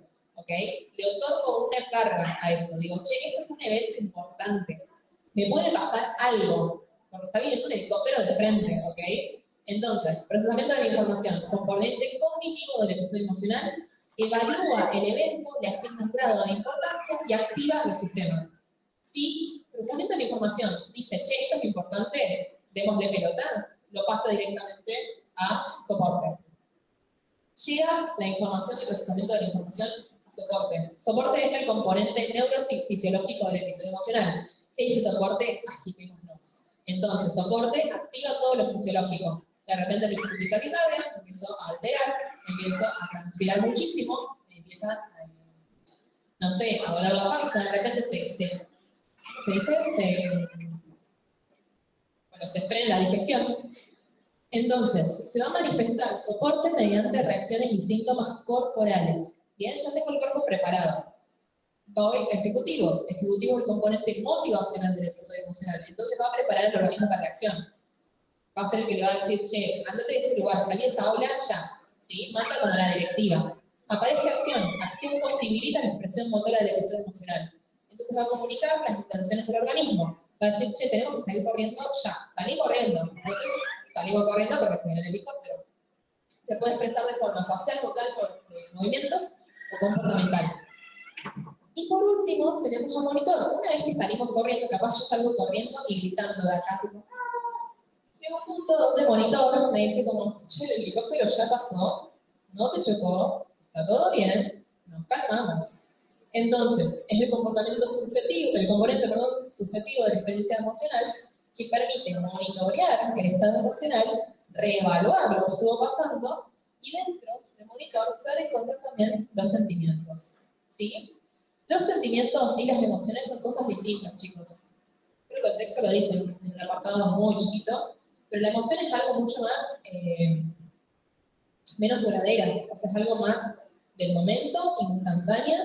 Yo de repente siento alegría un rato, un toque, pasó algo y jajaja, me cago de risa, qué divertido, qué sé yo, se terminó. No es un sentimiento la alegría. El sentimiento es mucho más estable, ¿sí? No sé si hay algo con esto.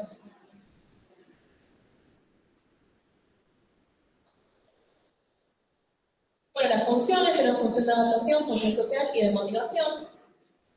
La función de adaptación me va a permitir a mí la emoción que yo me adapte a diferentes circunstancias. Por ejemplo, el miedo, el ejemplo que les dan creo que es el del león, que es el ejemplo más usado, que es, si viene un león, yo voy a poder salir corriendo gracias a la emoción de miedo, porque me está dando miedo que venga un león hacia mí, y eso va a permitir que yo sobreviva. Si yo no sintiera miedo y dejo que el león venga y me abrace, probablemente me va a matar. Entonces, yo voy a adaptarme también, voy a sobrevivir gracias a las emociones que me dan respuestas a las situaciones que estoy viviendo. Y después de la emoción, yo hago algo con esa emoción. La función social me va a permitir a mí, la función social me va a permitir a mí que yo vea que, no sé, veo a alguien acá en la primera fila que está todo así, y le sale agua de los ojos, y yo digo, che, esa persona probablemente esté muy triste, ¿sí? Entonces yo puedo leer la postura, la conducta, lo que me está pasando a esa persona a partir de las emociones, de las sensaciones, de lo que esa persona está transmitiendo, más allá de que no me esté diciendo, che, estoy triste. Esa función tiene que ver mucho con lo que van a ver ustedes en cognición social, que se complementa con empatía, que es poder ver el estado del otro, poder comprender a partir de la teoría de la mente, nosotros estamos mentalizando a esta persona, estamos otorgándole mente, y por ende podemos entender lo que le está pasando, podemos actuar en consecuencia de lo que está pasando. No voy a ir y lo voy a saltar adelante, me voy a cagar de risa y le voy a decir, no sabes lo contenta que estoy yo, si esa persona está de loco. Y la última es la función de motivación. La verdad no me la acuerdo, así que no les voy a poder decir cuál es.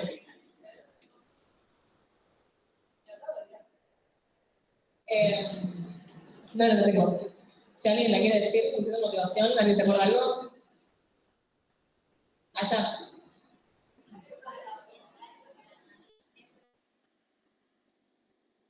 Para orientar y mantener una conducta.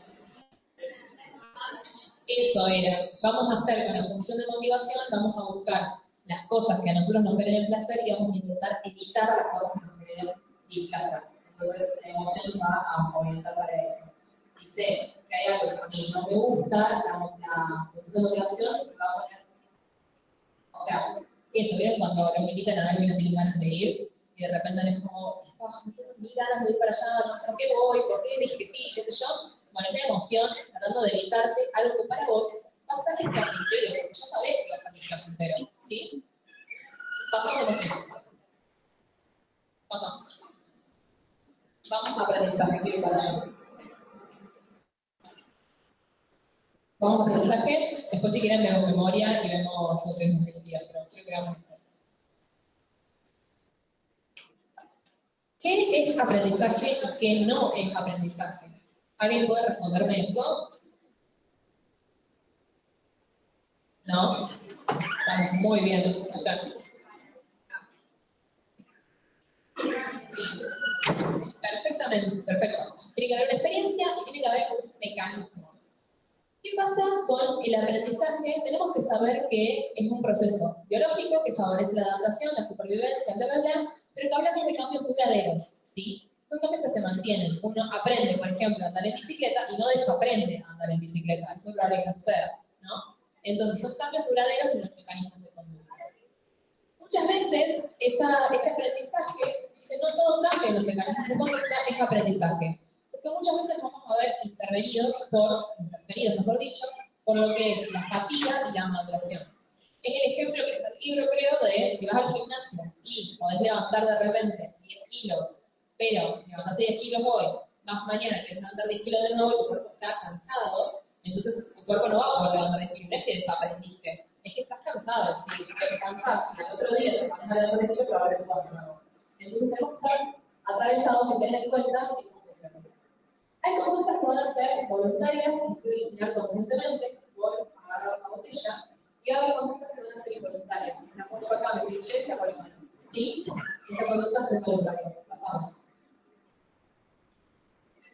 Vamos a esto, chicos, que me parece lo más importante. Conductismo metodológico. Watson va a ser conductista. Watson va a decir que no mente y no alma, conducta. Watson va a decir que es una psicología de tercera persona. Watson va a decir que el estudio tiene que ser objetivo y experimental del comportamiento teniendo en cuenta las ciencias naturales. Y vamos a modificar una conducta manipulando estímulos y condiciones externas. Condicionamiento clásico de Pavlov. Vamos a tener elementos. Un estímulo incondicionado que va a generar una respuesta incondicionada. Y ese estímulo incondicionado después va a haber un estímulo neutro que va a generar una respuesta neutra, o sea, no va a haber respuesta. El estímulo incondicionado se suma con el estímulo neutro y juntos van a ser a la respuesta incondicionada. Cuando se condiciona el estímulo neutro pasa a ser ahora el estímulo condicionado y la respuesta va a ser condicionada. Vamos a ir a un ejemplo de esto. Creo que pásamelo. Sí. Esto se lo tatúan y lo imprimen así, o lo imprimen y lo pegan en la puerta de la pieza. Estímulo incondicionado. Alguien que me pueda dar un ejemplo de algo que es de miedo. Una araña. Bien. Acá Diana me dice, una araña a mí me genera miedo. Miedo es algo natural, ¿sí? La araña, si yo le pregunto a todos ustedes, ¿a alguien no les genera miedo una araña? Bueno, hay varios. Es una respuesta natural, es una respuesta biológica. Esa es una característica fundamental del estímulo incondicionado, ¿ok? Por sí misma, la araña, estímulo incondicionado, genera miedo, ¿sí? Respuesta incondicionada. Ahora, Diana, de repente, vuelve a su casa hoy, se va a poner una zapatilla, y la zapatilla tiene una araña. Entonces, cuando se va a poner en la zapatilla, hasta ese momento no le generaba nada a Diana a su zapatilla. Pero la zapatilla por sí misma, estímulo neutro, respuesta condicionada, nada, incondicionada, nada. ¿Qué pasa? El estímulo neutro, que era la zapatilla, Diana mañana se va a poner la misma zapatilla y encuentra otra araña en la zapatilla. Y pasado mañana se vuelve a poner una zapatilla y vuelve a encontrar otra araña en la zapatilla. De repente, Diana no quiere saber nada, quiere quemar la zapatilla porque ve la zapatilla y siente mucho miedo. Entonces, el estímulo neutro, que era la zapatilla, en reiteradas ocasiones se sumó con la araña. Entonces generaba la respuesta de miedo. Ahora la zapatilla por sí misma genera la respuesta de miedo, ¿sí? Esa respuesta de miedo, que es la respuesta condicionada, no va a ser igual de intensa que la respuesta incondicionada, ¿sí? Porque el miedo que le genera la zapatilla no va a ser igual de intenso que el que biológicamente le genera la araña. ¿Va a ser la misma respuesta? Miedo, sí, pero no va a ser con la misma intensidad, ¿ok? Pasamos. Por otro lado, ¿queda claro el conductismo entonces?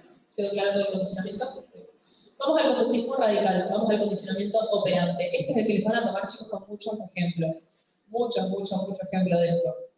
Vamos a tener padre a Skinner, así como recién teníamos a Watson, el experimento del perro, que es el de la comida, salivación, campana, bla, bla, es de Pavlov, sepan eso. Ahora tenemos a Skinner, que lo amamos, lo queremos mucho. Skinner busca en el exterior de las personas las causas de sus conductas. Entonces, la responsabilidad de muchas de las conductas de las personas nos corresponde en afuera, en el ambiente.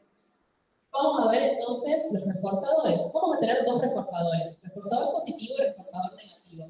Y vamos a tener dos castigos, castigo positivo y castigo negativo. Pásamelo, por fin. Qué lindo. Creo que pasó.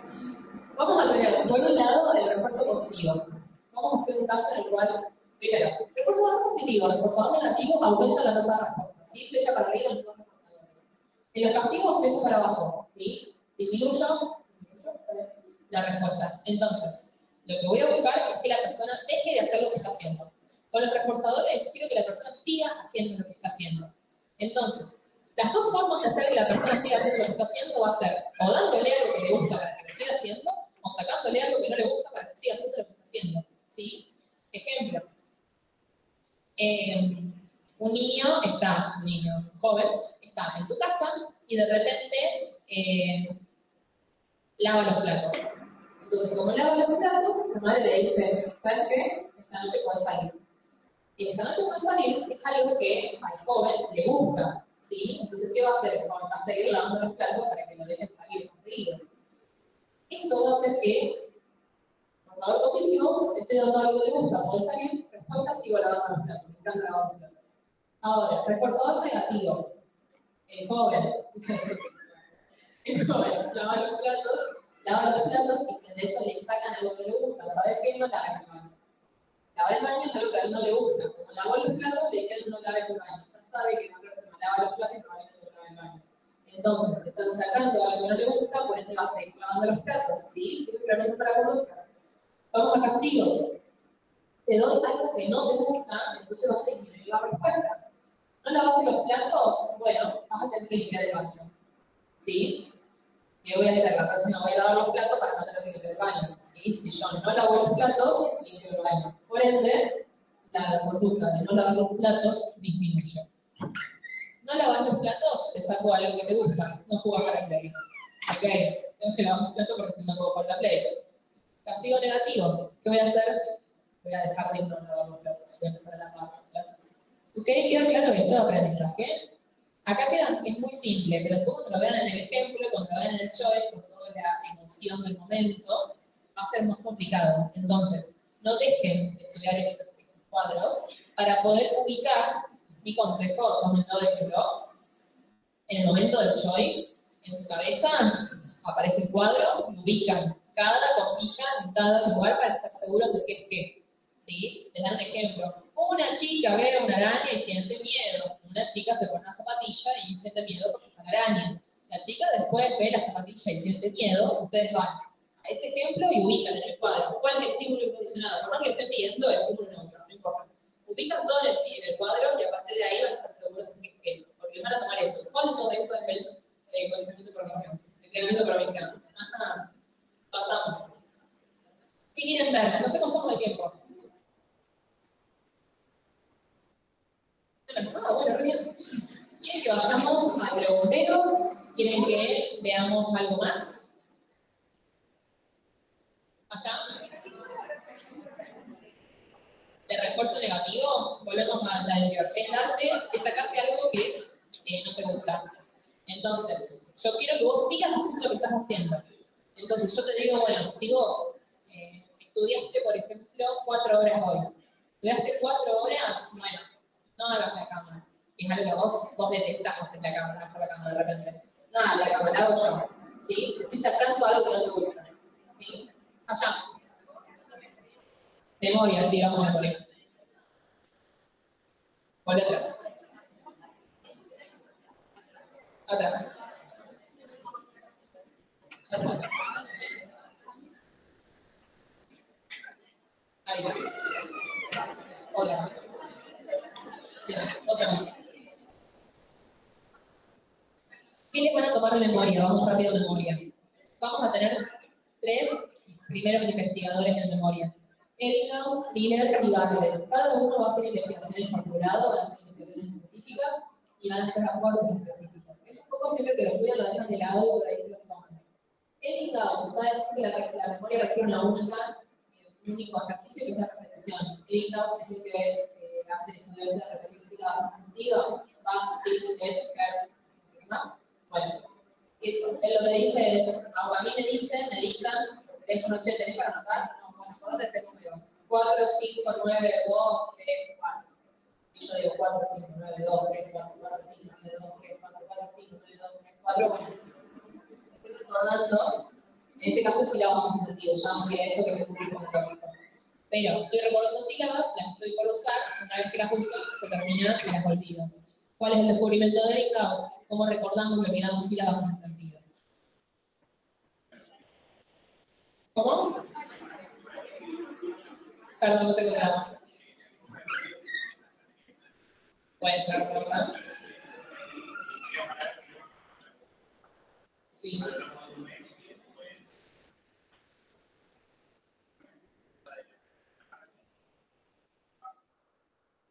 En el texto lo único que dice es que ella prueba a hacer sílabas sin sentido, se las acuerda y después las olvida. No me acuerdo de haber leído nada de la que pueda olvidar, pero puede ser, habrá ni idea. Después tenemos a Bartlett. Bartlett encontró que yo le pido a ustedes que lean un cuento, ese cuento tiene, no sé, 2 párrafos, ustedes lo leen, después yo, si les saco el cuento, le digo, descansen 15 minutos. Descansan y agarro así una sala a usted y le digo, contame el cuento. Me empiezan a contar el cuento y le empiezan a agregar como cosas de color al cuento. Y pasó tal cosa, y dijo tal otra, y la nena después se subió a un árbol, y cuando se subió al árbol, el árbol era re grande, y capaz el cuento no decía que el árbol era re grande. ¿Por qué esos agregados al cuento? Porque en la reconstrucción caemos en esquemas que ya están en nuestra memoria. Entonces, lo que encuentra Bartlett es esa reconstrucción a partir de esquemas con los cuales transformamos memorias. Y por último tenemos a Miller, que plantea que las personas tienen la capacidad de recordar de 5 a 7 palabras en la memoria a corto plazo, viendo el descubrimiento. Pasamos. Vamos a tener 3 procesos. Primero la codificación, después el almacenamiento y la recuperación.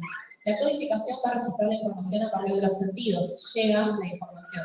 Alguien me cuenta algo. Eso va a estar relacionado con la percepción y la atención. Yo puedo escuchar y que pueda prestar atención a lo que me están contando. Eso lo voy a pasar a almacenamiento. Almacenamiento es una memoria a corto plazo que es mantenida, que se mantiene mediante un aprendizaje y ese aprendizaje es consciente.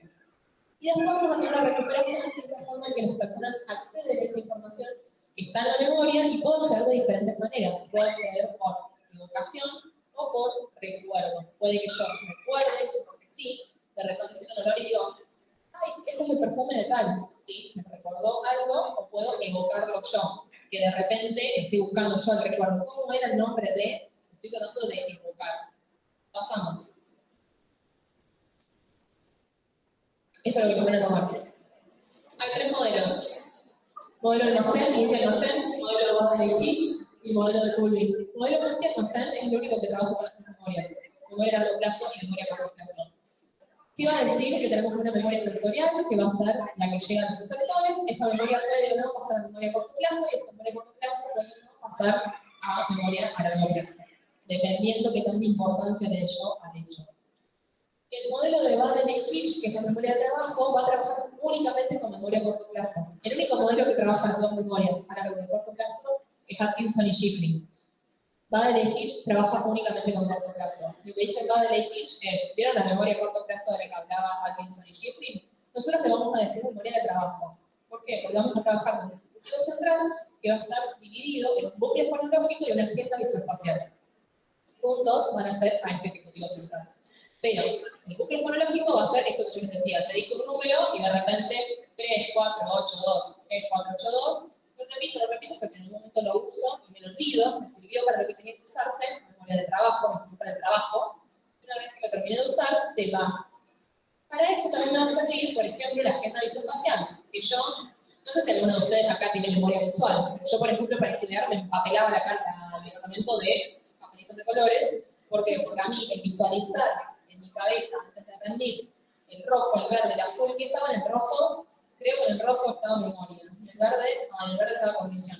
Eso es la agenda visoespacial, ¿sí? Que yo pueda recordar esas cosas que son más visuales, las uso para el trabajo. Hoy me preguntan, cuando yo rendí psicopato, ¿dónde estaba la formación del nombre del padre? Yo no tengo ni idea, pero para ese momento me sirvió muchísimo.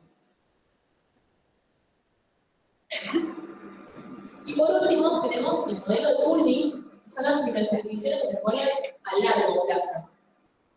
Ambas memorias, corto plazo, largo plazo. Largo plazo vamos a tener, yo puse algunos puntos, pero estos dos en realidad no están dentro de Turing. Son como otras dimensiones de memoria a largo plazo, pero también son a largo plazo, entonces los metí todos juntos. Turing lo que dice es, tenemos una memoria episódica y una semántica. La memoria episódica nos permite, son todos a largo plazo, porque yo a ustedes les pregunto y ustedes lo saben, lo pueden responder, porque están en su historia, está en su memoria, está en sus recuerdos. Entonces, memoria episódica, ¿qué? ¿Cuándo? ¿Dónde? Memoria autobiográfica también se llama, o memoria personal. Ojo con eso porque se los pueden tomar así. Memoria autobiográfica, memoria episódica o memoria personal, sepan los tres nombres, porque después caen con eso. ¿Qué, cuándo, dónde? Es lo que yo les voy a preguntar. ¿Se acuerdan de su cumpleaños de 8? Me dicen, ay, sí, fue re divertido, invité a todos mis amigos, me acuerdo de lo. Bueno, eso es memoria autobiográfica. ¿Qué? Mi cumpleaños de 2, ¿quiénes estaban? Bien, mis amigos de primario, que yo dónde les inscribí en un boletero de mi pueblo, que bien. Eso es algo que ustedes recuerdan, es memoria a largo plazo y responde a episódico. Memoria semántica, conocimiento general de símbolos y de conceptos. Semántica tiene que ver con cosas que ustedes saben, porque sí, porque está en su cultura, está en lo que ustedes en algún momento aprendieron. Si yo entonces les pregunto, a ver qué puedo preguntar, quizás los 10 mandamientos, y ustedes quizás algunos se acuerdan de los 10 mandamientos, no tengo ni idea, yo me acuerdo que creo.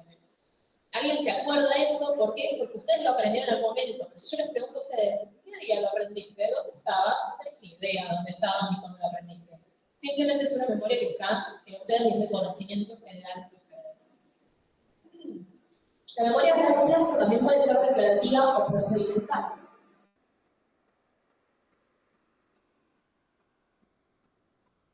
Porque me acuerdo que memoria declarativa, saber qué. Si yo les pregunto a ustedes,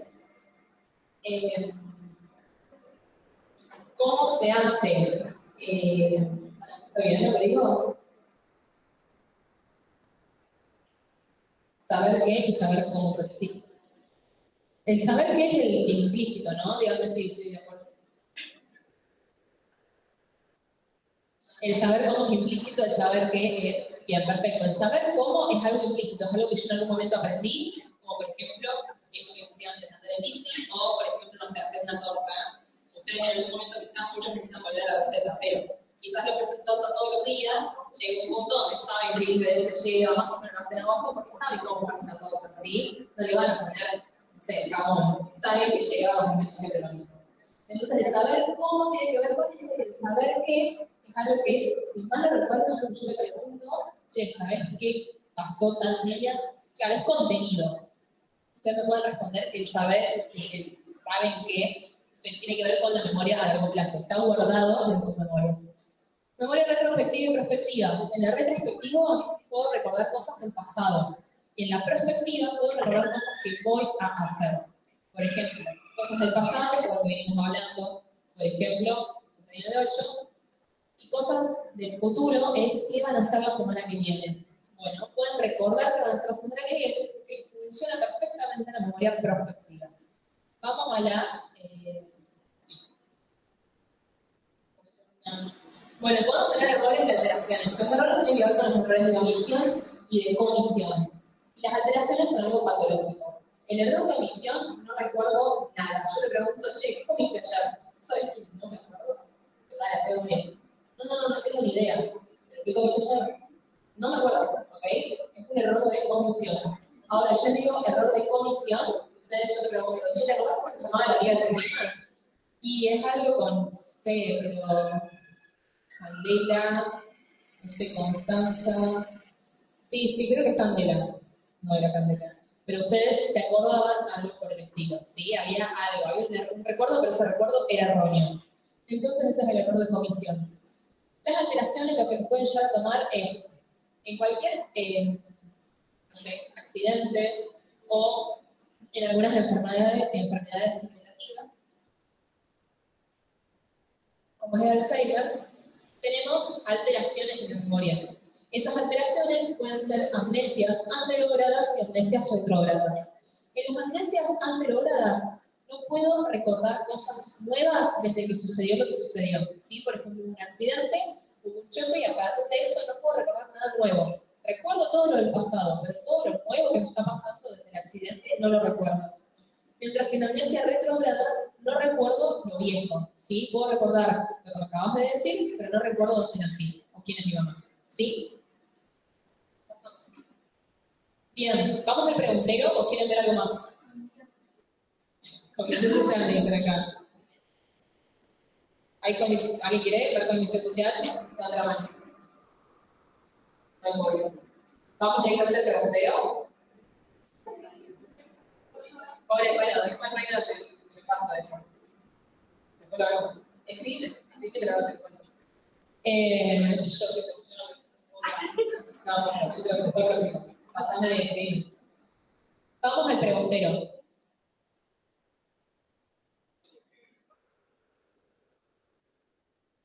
¿Qué? Ok, dale. Está acá. Así que se meten acá y acá lo pasan ahora. Escuchen, atención. El preguntero lo hice re difícil. No se fíen de ese preguntero, porque la idea es que estén preparadas para el peor escenario, cosa de que están en parcial y digan, ¡ay, qué fácil que fue! Pero es bastante complicado. O sea, pueden... Bueno, pero la idea es eso, o sea, que puedan lleve su tiempo pensando preguntas y qué sé yo. Háganlo, si quieren, me vienen a preguntar si tienen alguna duda, qué info tenemos, si quieren hacerlo en sus casas, lo hacen y se quedan sin explicaciones de preguntas. Gracias a los que vinieron acá y el resto...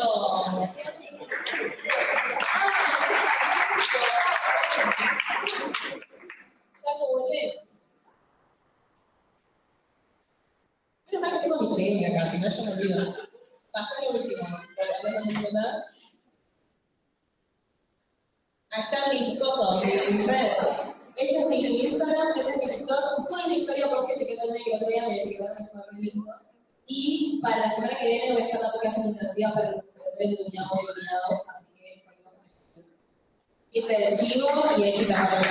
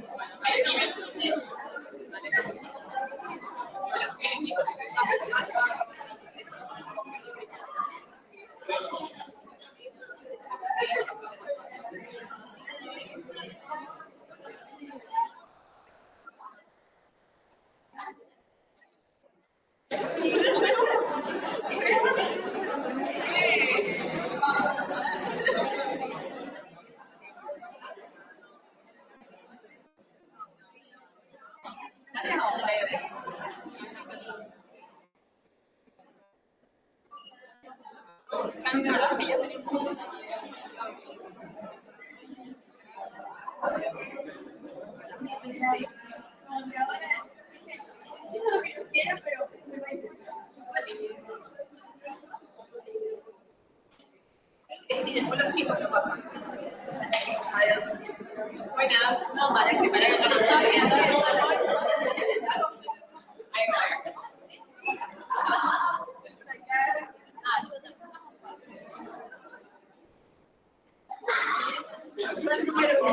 Gracias, chicos. Entonces, ahora te veo la hora 7. Porque, bueno, las cosas. Éxito.